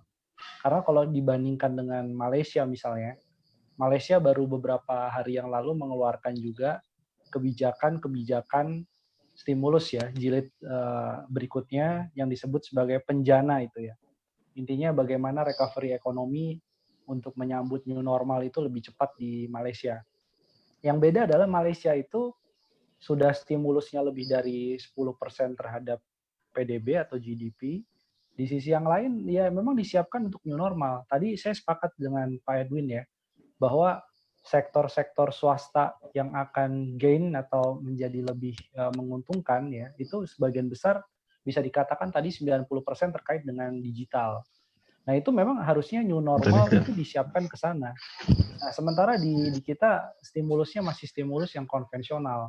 Malaysia itu ada subsidi internet misalnya. UMKM yang belum masuk dalam platform digital itu diberikan bantuan misalnya. Kemudian juga perusahaan-perusahaan yang merekrut kembali karyawannya di PHK itu diberikan 800 sampai 1.000 ringgit Malaysia. Jadi artinya kalau kita bicara terkait dengan kesiapan new normal, ya sebenarnya nggak terkait ke sana gitu, belum ada kaitan yang ke sana gitu. Ada bantuan protokol kesehatan juga belum saya temukan itu, bantuan stimulus protokol kesehatan misalkan untuk pelaku usaha kecil juga belum ada. Berikutnya lagi juga yang saya khawatirkan, tadi disinggung misalkan BUMN seperti Garuda ya, mungkin masih survive karena di bailout oleh pemerintah. Nah, tapi yang ini yang justru menjadi kekhawatiran adalah kesempatan pandemi ini, kemudian kesempatan new normal ini dimanfaatkan oleh beberapa BUMN yang sudah sakit, ya, BUMN yang salah tata kelolanya sudah lama, kemudian oke deh kalau gitu daripada kita bangkrut, tolong dong di bailout atau kemudian diinjeksi likuiditas lagi dari pemerintah. Dari mana itu? Dari pembiayaan utang juga ujungnya gitu. Jadi di sini saya pengen meng-highlight bahwa sepertinya untuk new normal ini masih ngambang gitu. Makanya ini yang jadi khawatiran, sudah ada gelombang kedua nanti bisa memakan biaya kesehatan lebih besar misalnya. Protokol kesehatan juga belum semuanya siap ya, belum ada bantuan pemerintah spesifik ke arah sana untuk pelaku usaha kecil. Di sisi yang lain juga dari sisi pemerintah, stimulus yang dibiayai dari utang arahnya bukan malah kepada perekonomian rakyat yang lebih dominan gitu, tapi lebih kemudian korporasi-korporasi. Ini kan juga banyak korporat juga sudah meminta restrukturisasi utang nih. Tinggal kita lihat nanti proposalnya berapa aja nih. Tapi artinya ini kan kita harus melihatnya, saya khawatir yang terjadi sekarang adalah disaster kapitalisme gitu. Jadi udah pakai utang dengan biaya yang mahal tadi, ya, kemudian uangnya itu ternyata tidak dimanfaatkan juga untuk menstimulus ekonomi rakyat. Jadi UMKM itu cuma enak ngomong di media gitu ya. Seperti misalkan ditanya, Mas Bima, apa yang harus dilakukan pemerintah? Ya kita belajar dari krisis 98-2008, tulang punggungnya adalah UMKM gitu. Tapi dalam kebijakannya tidak tidak dipraktekkan ke sana gitu. Dan yang kedua terkait dengan apa solusi alternatifnya gitu. Kalau saya sih konkret aja, dari sisi kebijakan fiskal, sebenarnya ini momentum yang tepat sebelum kita berhutang dengan konsekuensi bunga utang yang relatif tinggi tadi ya, dan butuh waktu, nggak mungkin secara cepat kita turunkan yang namanya country market risk tadi, kita turunkan yield dalam jangka waktu, bahkan ada kemungkinan yield-nya akan terus naik. Apa yang bisa dilakukan? Yang saya agak sesalkan adalah dari sisi belanja pemerintah, banyak pemborosan-pemborosan yang dilakukan lembaga dan kementerian yang harusnya Pak Jokowi punya diskresi. Ini kondisinya krisis, bukan hanya tunjangan anggota DPR yang dipangkas gitu, tapi dilakukan realokasi anggaran secara ekstrim. Jadi lembaga-lembaga negara yang nggak produktif dibandingkan cuman bikin acara-acara konser, kemudian acara-acara yang seremonial, misalkan di tengah pandemi ngumpulin dana juga nggak seberapa, mendingan itu kemudian dialokasikan 100% itu kepada paket-paket stimulus. Nah itu sebelum kemudian berutang. Jadi kalau dihitung misalkan 20% saja pemerintah berani menghemat kementerian lembaga, itu ada saving 300-an triliun rupiah, 330 triliun rupiah. Itu daripada kita harus berutang ke SBN. Masalahnya balik lagi, ini masalah utang adalah masalah ekonomi politik juga. Jadi kalau kita tarik ke belakang, kenapa Pak Presiden nggak berani memangkas anggaran-anggaran kementerian yang jumbo, memangkasnya cuma 5%, 3% gitu. Padahal sudah ada Perpu. Karena kita lihat di situ ada patron-patronnya yang menjaga proyek ini jangan sampai diganggu dong gitu. Proyek ini jangan sampai diutak-atik gitu. Padahal itu dibiayai sebagian dari utang juga. Nah, jadi di pandemi ini kita kelihatan bahwa utang dijadikan sebagai shortcut dan memang enak banget gitu terbitkan SBN, tapi tadi punya konsekuensi jangka panjang. Nah, terkait restrukturisasi utang untuk pertanyaan yang tadi, yang bisa dilakukan restrukturisasi utang memang bukan semuanya, karena sekarang ini zamannya Bu Sri Mulyani lebih dari 80%, kalau saya tidak salah 80% itu adalah SBN bentuknya atau surat utang kepada pasar. Hanya 20% utang yang bentuknya adalah pinjaman bilateral dan multilateral. Yang bisa direnegosiasi ulang itu susah kalau SBN, karena yang beli SBN itu ada institusional, ada investor yang retail gitu. Jumlahnya banyak, kalau mau direnegosiasi satu-satu agak susah. Yang bisa kita lihat adalah yang 700-an triliun dari total 5 ribuan triliun utang pemerintah itu yang bentuknya pinjaman kepada ADB, pinjaman kepada World Bank, pinjaman kepada Jerman. Nah, ini yang kemudian harusnya di tengah pandemi negosiasi utang ini lebih kreatif. Misalnya begini, kita punya utang sama Jerman. Nah, kita ngomong sama pemerintah Jerman, daripada kita bayar dan kita uangnya sekarang susah untuk membayar pinjaman tadi, dan mahal juga kalaupun ada, bagaimana kalau misalkan utang itu dihapuskan, tetapi konsekuensinya Indonesia mengalokasikan uangnya lebih banyak untuk kesehatan, untuk penemuan antivaksin misalnya, antivirus, atau kemudian untuk menstimulus sektor-sektor real kita. Itu sangat mungkin dilakukan, tapi tidak 5.000 triliun. Saya lebih realistis melihatnya itu mungkin dilakukan sekitar 700-an triliun yang sifatnya utang kepada institusional, bilateral maupun multilateral. Mungkin itu, Pak. Ya. Ya, baik. Ini juga di medsos kita itu ada pertanyaan juga tadi untuk sebelum ke Mas Edwin, ini kita lanjut dulu ke Mas Bima. Tadi sudah sedikit disinggung. Pertanyaannya cukup mendasar. Apakah kapan kalau kita itu bisa berhenti hutang, tidak berhutang itu ya, satu. Kedua, ketika hubungannya dengan hutang luar negeri, maka kurs selalu mengacu pada kalau di peg-nya dengan dolar. Apakah mungkin dengan standar emas? Itu ada pertanyaan yang muncul ke sana. Jadi yang pertama soal bisa bedak kita tidak berhutang. Kedua, soal kurs dolar itu ada enggak acuan lain misalkan dengan standar emas yang secara teknis memang fluktuasinya sangat minim. Monggo Mas Bima. Ya, masalahnya kan kita juga punya utang yang jatuh temponya sampai 2070 tuh. Artinya dalam 50 tahun ke depan mau nggak mau kita tuh harus bayar utang itu. Sementara tadi konsekuensi utang yang terlalu jumbo ya, walaupun jumbo ukurannya kan bukan hanya dari rasio utang terhadap PDB ya, kita masih bisa di bawah 60% gitu kan. Tetapi dengan konsekuensi itu artinya kita harus mencari pinjaman baru untuk menutup kebutuhan existing maupun nanti ketika jatuh tempo utang 2070 kita bayarnya pakai apa. Biasanya jatuhnya ya kalau nggak berubah kebijakannya secara signifikan atau radikal ya, maka kita akan berutang terus sampai tahun 2070. Nah, 2070 untuk bayar jatuh tempo, nerbitin utang, jatuh temponya nanti berapa tahun ke depannya lagi. Jadi pertanyaannya agak absurd tuh. Jadi kapan kita berhenti berutang? Sebenarnya gini,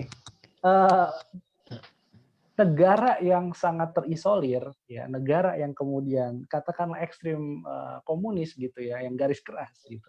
Walaupun sekarang nggak ada, sebenarnya udah banyak campuran. Tapi itu pun juga kayak Korea Utara juga meminjam kepada Cina misalnya. Kuba juga melakukan pinjaman dengan banyak negara lainnya. Jadi dalam ekonomi kita nggak bisa saklek tidak berutang, tapi saya yang lebih garis bawahi adalah pertama resiko utangnya, yang kedua adalah utang itu sebenarnya untuk apa. Nah ini yang pertanyaan yang harus dijawab oleh pemerintah yang menerbitkan utang. Kalau tadi melihat dari posturnya tadi, maka semakin lama kita berutang, ternyata bukan makin produktif gitu. DSR kita bisa makin lama makin meningkat dan justru utang yang makin lama tidak produktif itu akhirnya orang akan bertanya. Makanya orang jengkel juga makin lama bertanya gitu. Ya bukan sebagai investor tapi sebagai individu gitu kan. Ini kok anak bayi baru lahir udah ketiban 19 juta rupiah sekarang per kepala gitu. Itu sebenarnya itu sarkas aja, pingin bilang bahwa ini utang banyak gitu kan, efek ke sayanya apa gitu kan. Gitu. Jadi itu yang kemudian harus hati-hati terhadap produktivitas utangnya gitu. Terus kalau tadi standar emas, saya belum berani komen ya. Kenapa pakai dolar ya? Karena dolar itu salah satu denominasi yang paling liquid gitu ya, yang paling kemudian cepat terserap di pasar. Karena 85% ekspor impor juga pakai dolar misalnya. Kalau kita nerbitin rupiah, apalagi rupiah terus mengalami pelemahan konsisten 20 tahun yang lalu kita rupiahnya berapa, sekarang rupiahnya jadi 14.000, siapa juga investor dalam jangka panjang mau pegang nilai tukar rupiah gitu. Apalagi kalau emas mungkin saya belum tahu tuh utang backupnya emas gitu. Biasanya utang backupnya cukup dari APBN gitu.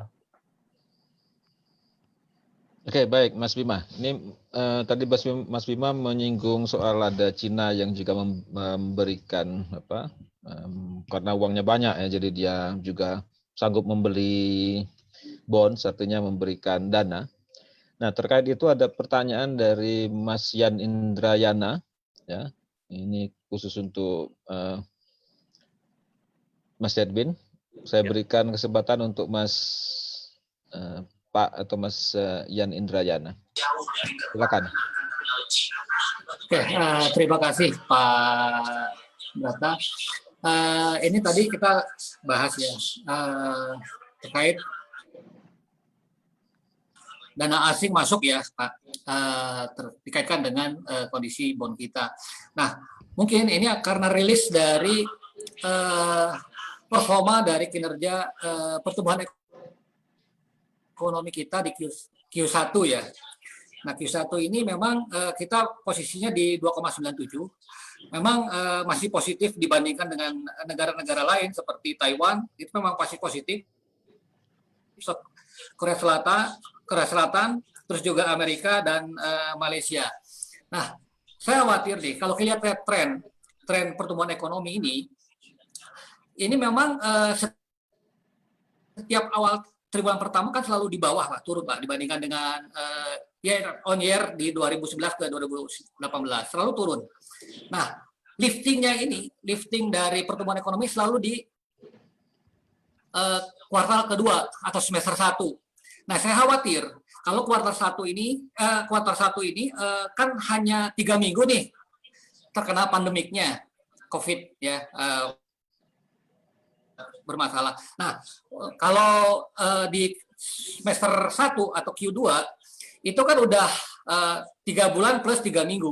Nah, ini akan terjadi penurunan yang signifikan walaupun pemerintah sudah membuat skenario terburuk, sedang ataupun sangat buruk. Nah, saya nggak ngebayangkan kalau jika misalkan itu ternyata terjadi lebih buruk atau yang kita dibayangkan. Nah, ini keberadaan dari investor ini akan keluar masuk ini, Pak. Nah, sementara mungkin. Nah, terus kita dikaitkan dengan bond kita. Nah, otomatis kan negara lain melihat performa kita akan menurun ya, Pak. Nah, ini bagaimana? Saya khawatir ada geopolitik. Terlebih sekarang kondisi ada ketegangan dua pihak antara Barat dengan Cina. Amerika sudah mau mengusir nih dari lantai bursa dan akan menarik US dollarnya. Kemungkinan US dollarnya akan terjadi peningkatan ke depan. Nah, ini kita juga harus pantau nih. Nah, ini efeknya ke bond kita bagaimana, Pak? Mungkin itu, Pak. Terima kasih. Terima kasih, Pak Yan. Monggo Mas Edwin.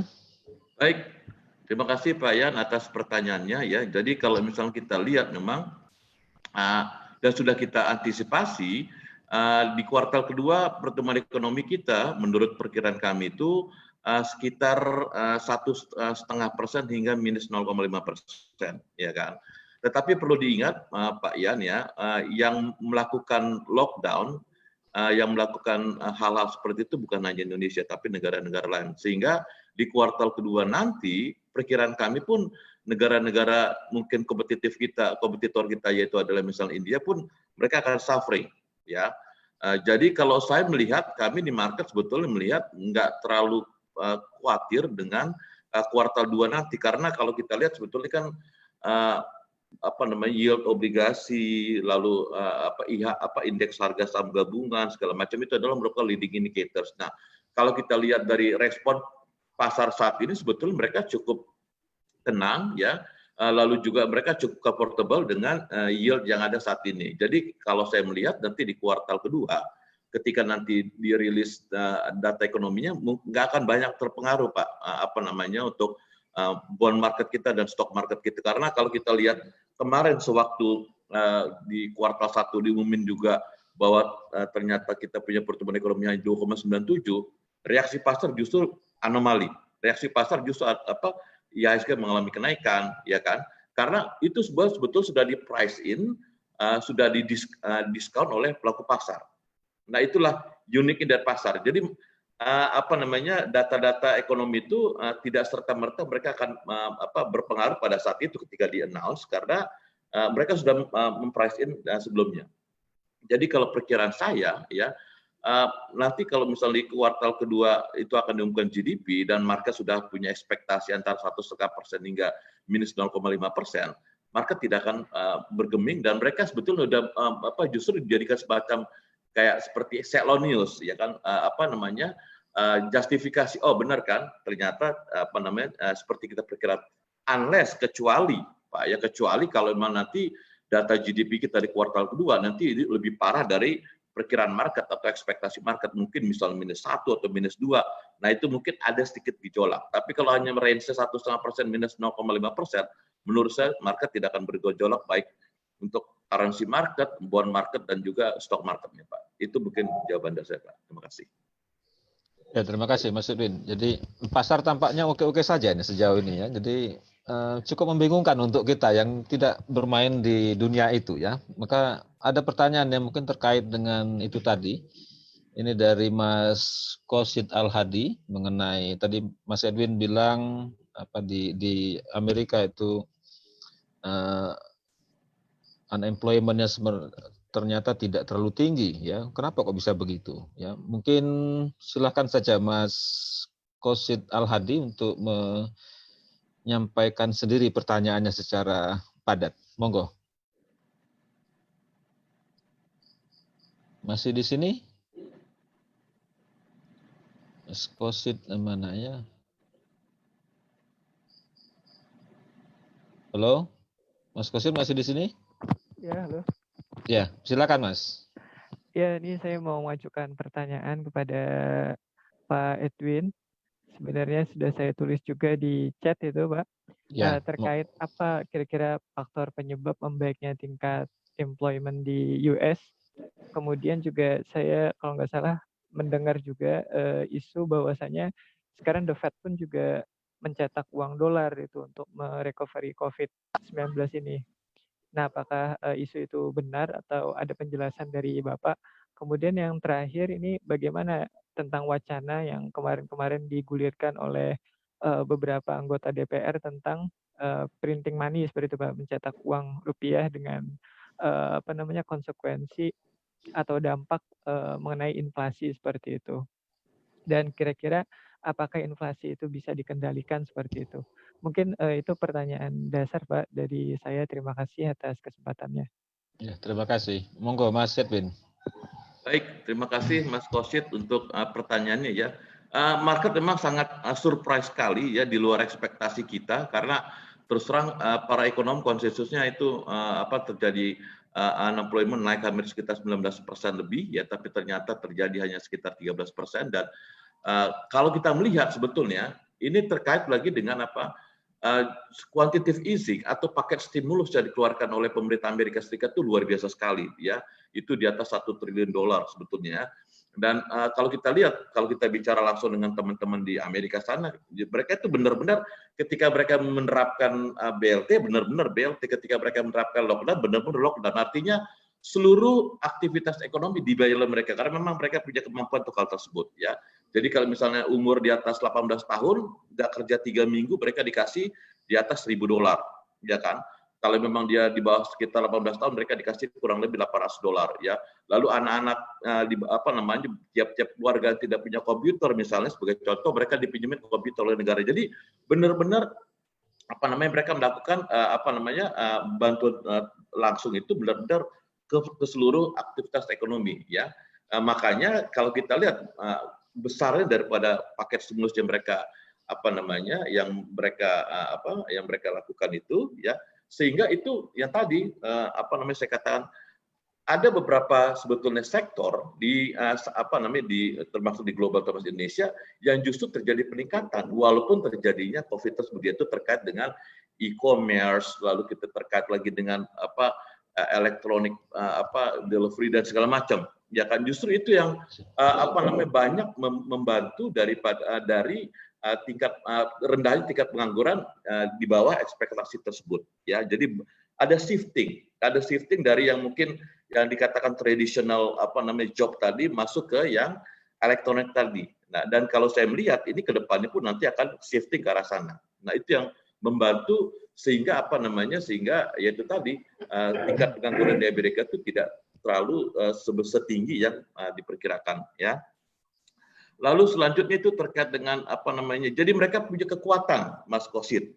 Mereka punya mereka punya keunggulan, mereka punya dana untuk melakukan lockdown. Ya mohon maaf, ini kan kita melakukan pilihan PSBB karena memang kita secara keuangan, secara ekonomi kan kita nggak kuat, makanya kita melakukan PSBB. Ya kan, itu sebetulnya kalau kita di market mempersepsi seperti itu ya. Jadi kalau kita terkait dengan printing money, nah persoalan adalah ya kan, rupiah itu tidak punya tenaga seperti saya katakan tadi. Kalau misalnya kita menerbitkan suatu quantity, suatu jumlah tertentu daripada uang ya yang beredar, itu harus ada di hedge dengan bahwa boleh dikatakan quote unquote semacam kayak kolateral berapa besar ya. Nah, masalahnya sini rupiah tidak punya daya untuk melakukan itu. Ya, yang saya katakan tadi, ya kan, persoalan adalah kita punya pendapatan dari APBN kita hanya bertumpu pada 2 komoditas tersebut, yaitu adalah coal dan CPO. Nah, kalau kita lihat sekarang di sini sangat berfluktuasi sekali, sehingga sulit kita bisa mengharapkan bahwa kita bisa mencetak uang. Jadi kalau menurut saya, kalau memang DPR itu atau pemerintah jadi menerbitkan menerbitkan rupiah, yaitu dampaknya nanti inflasi akan gila-gilaan naiknya ya. Sementara rupiah kita nanti mungkin bisa tertekan tergantung nanti besaran daripada printing money-nya ya kan. Dan justru kita akan menjadi jauh lebih miskin ya kan bagi kita, karena daya beli kita akan mengalami penurunan. Rupiah kita akan hancur, lalu kita lihat nanti inflasi akan gila-gilaan, suku bunga akan mengalami kenaikan, kita akan makin dimiskinkan in terms of daya beli kita, purchasing power kita. Itu mungkin dampaknya, Mas. Jadi saya terus terang kami di market sangat tidak setuju kalau terjadinya printing money unless kalau negara tersebut mereka bisa meng-hedge dengan sumber revenue, sumber pendapatan dari negara yang cukup tinggi. Itu baru boleh misal melakukan hal-hal yang dipikirkan tadi. Itu kira-kira jawaban saya, Mas Kosit. Terima kasih, Mas Edwin. Ini jawaban tampaknya juga membutuhkan jawaban juga dari Mas Bima ini sepertinya. Halo, Mas Bima? Ya, halo. Ya, jadi kalau kuantitatif easing Amerika ya enak betul kalau mereka jago dan dolarnya dibawa kemana-mana kan kita mau. Kalau rupiah kita dibawa ke tempat lain tidak mau orang terima. Ya. Nah, maka supaya kita tadi dari pasar itu sudah jelas menolak kalau printing money. Nah, sekarang kita perlu dukungan yang lebih kuat juga dari ekonom muda ini. Alasannya apa supaya kita bisa menolak itu? Karena DPR mengarahkan seperti ke sana, tapi kita juga jelas tahu ini akan mendorong inflasi dan ketika inflasinya naik, tadi consumption kita tadi ya percuma juga uangnya gede, barangnya tidak dapat banyak dan lalu surat utangnya juga akan di-push menjadi lebih tinggi biayanya. Monggo Mas Bima. Silakan. Ya. Saya kan udah pernah ngobrol tuh sama pengusul hardcore yang paling keras nih soal printing money ini kan, Pak Misbakun gitu. Saya udah kenal lama sama Pak Misbakun. Dalam satu forum kan ngobrol, saya pengen tahu apa sih landasannya printing money ini kan. Ini kan paling kenceng dua orang itu, ada Pak Gita sama satu lagi dari DPR, Pak Misbakun. Udah ngobrol tuh ngalur ngidul kemana-mana gitu kan. Saya gampang aja. Udah dihitung belum dampak ke inflasinya? Nggak bisa jawab, ya kan? Terus landasan ini gimana? Ya pokoknya untuk penyelamatan stimulus, ya nggak bisa gitu. Kalau cuma ngomong penyelamatan stimulus, jual aja tuh pulau di Indonesia kan. Basicnya nggak boleh kita berpikir kayak gitu kan. Kalau cuma karena butuh uang gitu kan. Jadi dasarnya aja sendiri belum ketemu sampai di situ. Sedangkan kalau teman-teman yang ada di Demokrat ya, Partai Demokrat, katakanlah sayap kiri yang ada di Amerika Serikat, itu memang lagi kencengnya melakukan kampanye terkait dengan modern monetary theory. Jadi teori moneter modern. Bahwa defisit itu apa sih sebenarnya, defisit APBN itu apa sih gitu. Kemudian kenapa negara nggak boleh mencetak uang untuk menutup defisit tadi. Nah, tetapi ada argumentasi yang hilang di Indonesia. Jadi printing money itu diartikan oleh beberapa golongan seperti Bernie Sanders, sayap-sayap kiri di Amerika Serikat, termasuk ekonom yang mendukungnya adalah ketika suatu bank sentral itu mencetak uang, walaupun tidak ada landasan reserve emasnya misalnya begitu ya, tapi hanya based on printing money, uang itu masuk ke dalam APBN untuk menutup defisit. Nah, dari APBN ada jaminan bahwa uang itu harus digunakan untuk mengarah kepada full employment atau ketenaga kerjaan. Nah, di Indonesia pertanyaan keduanya tadi dasarnya aja udah bingung, udah beda sendiri. Nah, pertanyaan yang keduanya juga sederhana. Oke, 600 triliun kita cetak uang sekarang. Kalau 600 triliun kita cetak uang, ada jaminan nggak Pak Misbakun uang itu digunakan untuk melakukan serapan tenaga kerja? Mereka yang di PHK jutaan itu bisa kembali lagi masuk ke dalam pasar kerja. Nggak ada juga jaminan. Yang ada adalah printing money versi Indonesia dengan moral hazard kita yang tinggi, dengan kasus Jiwasraya, AJB Bumi Putra, 600 triliun itu nanti kepotong buat biaya pemilu 2024, Pak. Gitu sesederhana itu sebenarnya. Jadi nggak usah ngobrolin inflasi karena dasarnya bukan ke sana. Ya. Oke, Mas Bima. Jadi jelas saya kira kita tidak perlu khawatir dengan soal printing money tadi karena itu suara yang tidak didukung dengan fakta dan saya kira juga pemerintah kita tidak akan mendorong kita ke sana mestinya ya karena tahu betul lah apa konsekuensi dari itu ya. Kecuali kalau memang lalu ada blunder di atas sana yang kemudian semuanya berburu untuk mencari dana pertarungan ke depan itu cerita yang di luar konteks kita saya kira. Baik, mungkin masih ada yang mencoba menggali lebih dalam, silakan. Atau apakah di medsos ada pertanyaan lain lagi? Tidak ada.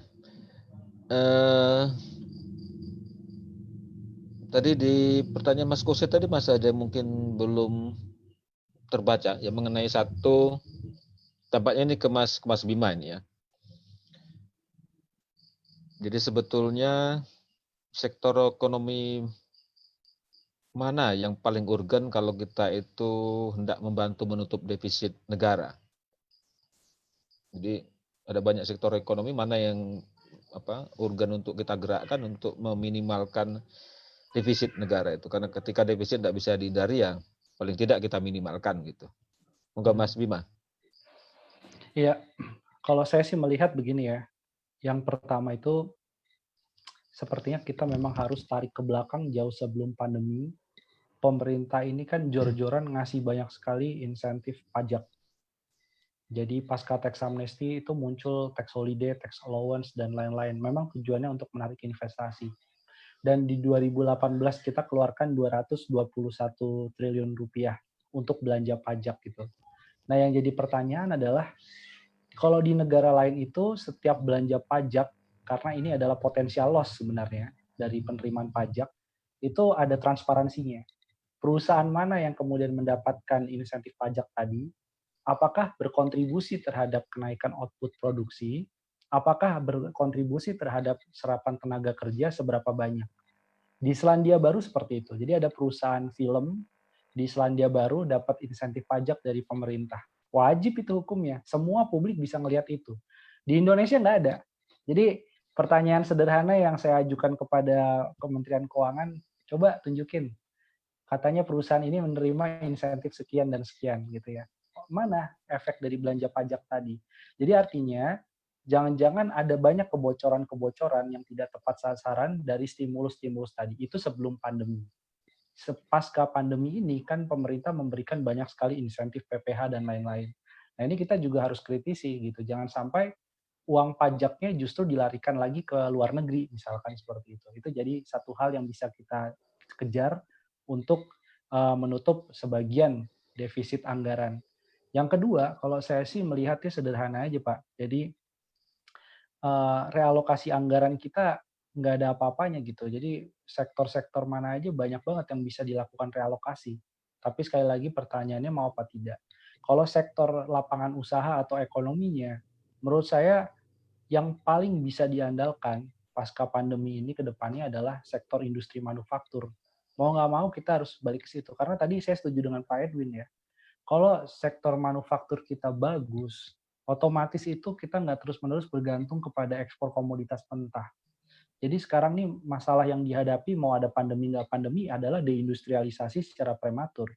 Jadi manufaktur kita turun terus terhadap GDP, yang artinya memang kita makin terlalu cepat sebenarnya loncat ke jasa. Sementara jasa kita tahu tidak semua pekerja bisa masuk ke dalam sektor jasa yang online-online itu, yang digital-digital itu. Sementara bagaimana kemudian untuk memperkuat struktur ekonomi balik lagi kepada manufacturing. Tapi ini agak susah sih karena sekarang orang memang melihatnya yang making money cepat itu adalah Bukalapak di Instagram atau di e-commerce, Tokopedia misalnya, jualan aja barang-barang impor. Akan ada dapat margin itu dari jadi dropshipper, reseller, dan segala macam. Tanpa perlu melakukan produksi. Nah itu yang saya khawatirkan kalau kita terlalu mendorong ke arah sektor jasa sementara manufacturing kita itu masih lemah, khawatir pasca pandemi impor barang konsumsinya yang akan melonjak. Sementara dari sisi manufacturing kita serapan tenaga kerja jadi nggak optimal. Jadi harus balik lagi kepada reindustrialisasi. Kalau saya sih itu.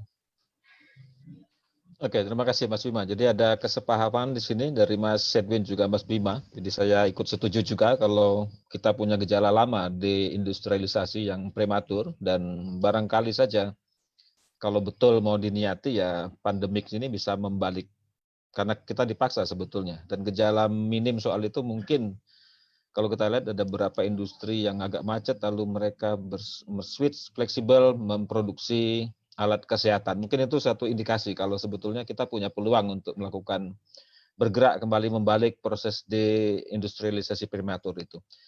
Di sini ada pertanyaan lagi dari Pak Toto terkait penguatan rupiah. Barangkali lebih nyaman Pak Toto sampaikan. Monggo Pak Toto. Pak Toto Budi Santoso.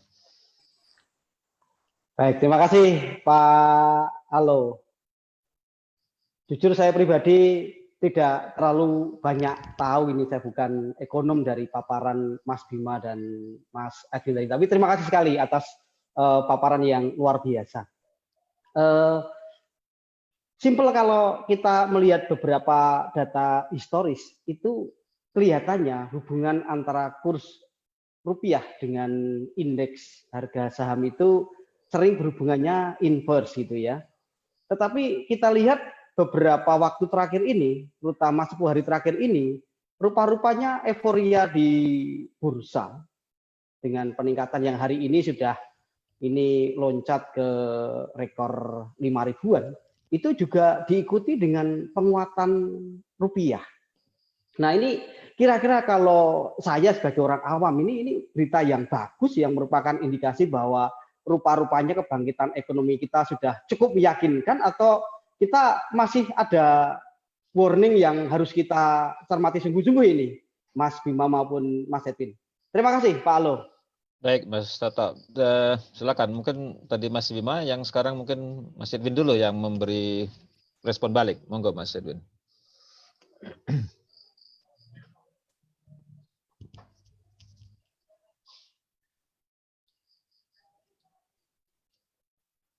Halo, suaranya unmute, Mas Edwin. Halo? Ya. Ya, jadi penguatan rupiah tersebut itu sebetulnya menurut saya adalah sangat temporary sekali, sangat short term sekali ya. Apalagi hari ini kita lihat kan katanya cadangan devisa kita mengalami kenaikan, ya kan.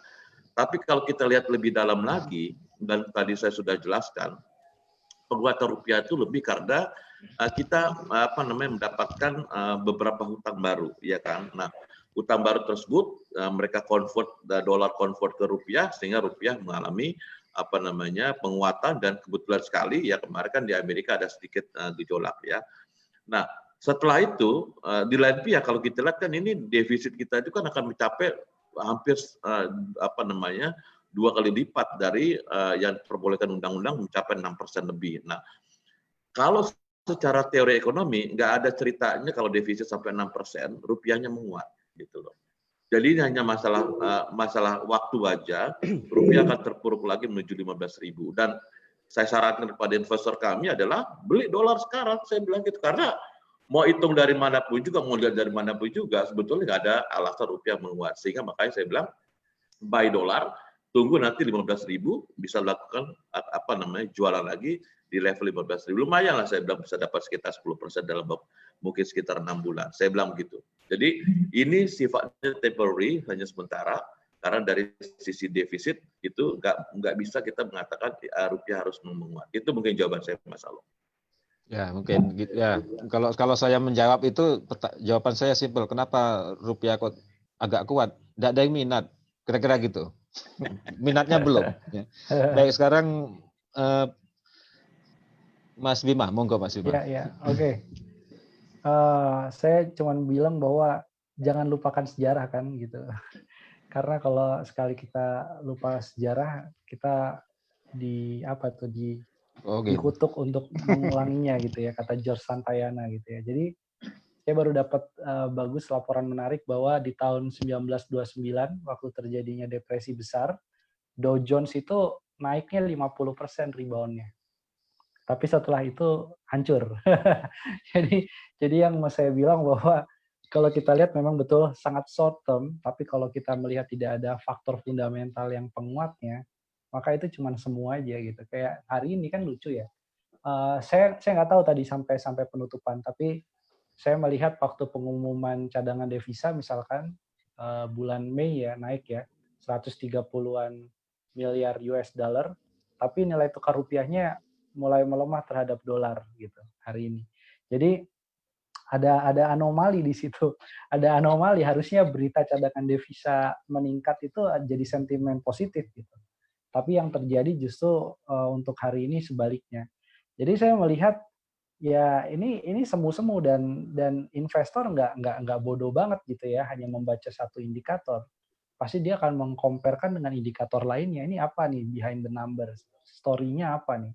Karena kalau cadangan devisa naik, kemudian mereka tidak tertarik memegang rupiah, ya ini jadi salah satu tanda-tanda buruk nih. Gitu. Apa nih? Inflasi yang rendah misalkan, kemarin jadi salah satu indikator daya beli kita yang kurang oke, misalkan demand-nya lagi turun, atau apa nih, atau ekspektasi tadi pertumbuhan ekonomi di kuartal kedua, apalagi kalau Pak LBP sudah bersabda ya, bahwa pertumbuhan ekonomi kuartal kedua akan buruk ya, beneran buruk tuh biasanya, itu sabdanya kan benar gitu. Jadi itu mungkin yang membuat investor akhirnya melihat juga tuh, mengkomparkan ini apa sih ini cadangan devisa, naiknya terbuat dari apa? Oh, ini pelebaran defisit, makin nafsu nambah utang gitu. Jadi yang semu-semu gitu, yang dalam jangka pendek itu bisa berubah jadi malapetaka kalau nggak hati-hati. Jadi depresi besar ngajarkan itu. Dow Jones ribuan 50%, setelah itu hancur. Jadi semoga ya, tadi Pak Edwin prediksi kurs rupiah bisa melemah gitu ke 15.000. Saya sih berdoa jangan sampai ya, jangan sampai melemah lagi, karena pelemahan kemarin udah cukup berat bagi para pelaku usaha, khususnya yang mengandalkan bahan baku impor. Itu aja. Makasih. Baik, terima kasih Mas Bima. Ini kita masih punya waktu sedikit, mungkin kalau masih ada satu yang ingin atau masih punya pertanyaan, silakan. Oke, Mas Philip kembali. Monggo Mas Philip.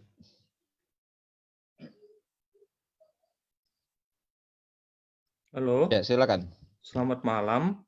Saya ingin bertanya ke Pak Edwin dan Pak Bima masalah Bank Jangkar. Gimana pengaruhnya Bank Jangkar nanti ke era BBN kita dan pengaruhnya ke sektor perbankan? Apakah bisa menolong? Terima kasih. Ya, silakan. Mas Edwin dulu mungkin. Bank Jangkar ya. Bank Jangkar ya. Kalau kami di market itu melihat Pak, itu semacam kayak sweetener aja, ya kan? Karena untuk merealisasinya ini sekarang masalahnya nggak usah kita bilang Bank Jangkar, ini sekarang jadi pimpinan Bank Jangkar itu siapa? Apakah Mandiri, BRI atau BNI, ya kan? Dan juga Bank Jangkar itu nanti bergeraknya akan seperti apa? Apakah hanya untuk buku 4 atau masuk sampai ke buku 1, ya kan? Karena kalau kita lihat sebetulnya bank-bank buku 1, buku 2 ini terus terang mereka sekarang lagi boleh dikatakan nafasnya udah berada di ICU nih kalau saya perkirakan, karena mereka tiap hari lagi sibuk mencari rupiah gitu ya, karena memang kurang likuiditas, karena memang mereka juga harus bersaing dengan bank-bank buku 3, buku 4 ya. Jadi kalau menurut saya sih mungkin kalau memang masih semacam wacana itu belum akan berdampak apa-apa, dan menurut saya sih sulit sekali untuk merealisasikan itu kalau kami di market ya. Tapi memang yang kita lebih harga itu adalah kemarin beberapa regulasi dari OJK itu tentang relaksasi mengenai perhitungan KAR, relaksasi mengenai untuk kredit ya, relaksasi untuk perhitungan NPL dan segala macam, itu mungkin yang lebih berdampak positif saat ini terhadap kinerja emiten perbankan ketimbang Bank Jangkar yang menurut kita kayaknya seperti proyek mercusuar gitu loh, sulit untuk manis untuk dibicarakan, tapi realisasi teknisnya nanti itu akan sangat sulit sekali. Itu mungkin jawaban dari saya, Pak. Terima kasih. Ya, Mas Bima, engkau? Ya, oke. Tadi ada pertanyaan dari salah satu jurnalis yang menurut saya menarik ya, bahwa di aturan teknis Bank Jangkar itu, yang sekarang mungkin ada di mejanya Bu Sri Mulyani, di aturan teknis itu bilang bahwa bank nanti yang akan mendapatkan katakanlah likuiditas dari bank pelaksana, itu membayar bunga, itu setidaknya setara dengan bunga SBN yang dibeli oleh Bank Indonesia. Nah ini juga another problem nih. Jadi kalau misalkan bunga SBN-nya yang dibeli Bank Indonesia berapa? Kalau pakai market rate gitu kan, berarti 7%, katakanlah seperti itu untuk tenor 10 tahun. 7% tadi berarti minimum membayar 7%, bisa lebih daripada 7%. Ini kan artinya bunga depositonya berapa gitu. Bunga deposito aja sekarang 7 days repo rate-nya berapa gitu kan, di bawah 5% gitu. Jadi ini selisih ini makin memberatkan kepada para penerima dana likuiditas dari Bank Jangkar tadi gitu. Jadi ini create another problem. Menurut saya maunya adalah melakukan semacam bailout gitu kepada bank yang mungkin kesulitan likuiditas, tetapi kok price-nya ini relatif mahal ya gitu ya. Jadi apakah ini akan menarik juga para minat bank, atau bank mungkin justru akan mencari pendanaan yang relatif alternatif gitu ya, dibandingkan ikut masuk ke dalam skema Bank Jangkar tadi. Jadi gitu. Jadi ada selisih bunga yang menurut saya agak lucu juga.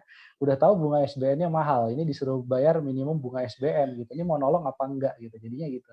Mungkin itu yang saya tangkap terakhir dari Bang Jangkar.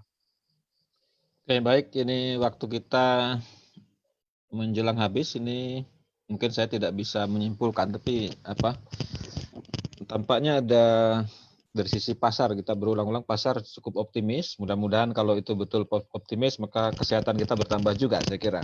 Jadi setidaknya kesehatan dari pikiran itu agak terobati, tapi dengan tetap mengingat ada resiko-resiko tadi yang Mas Bima sampaikan.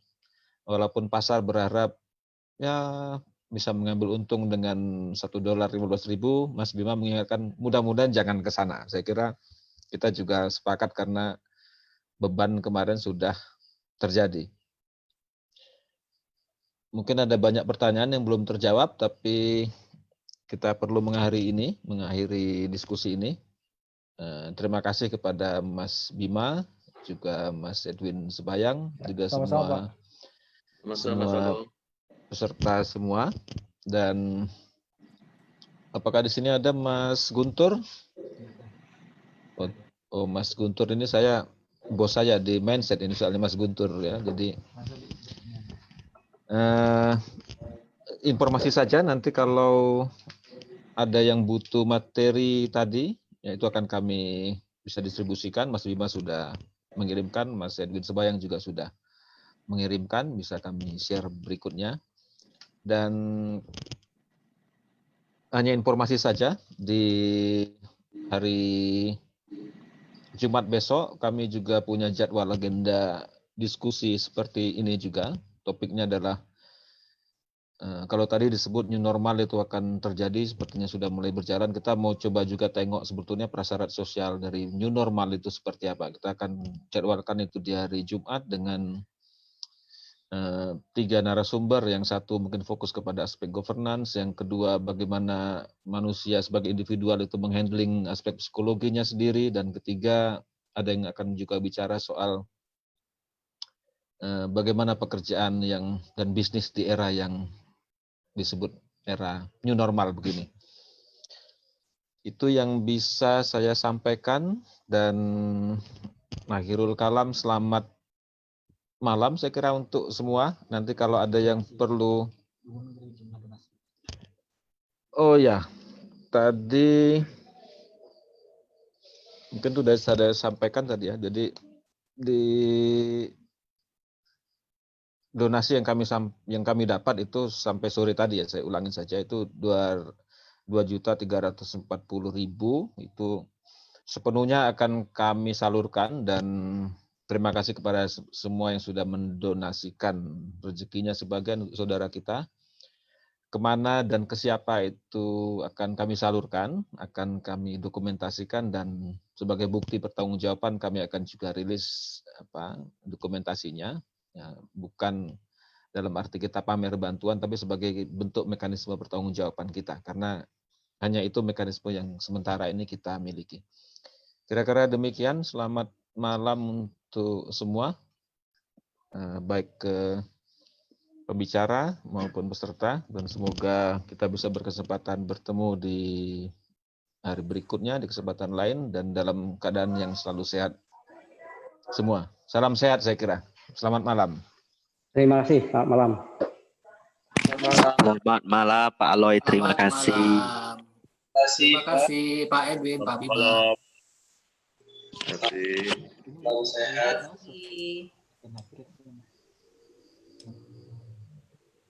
Kan aja ya.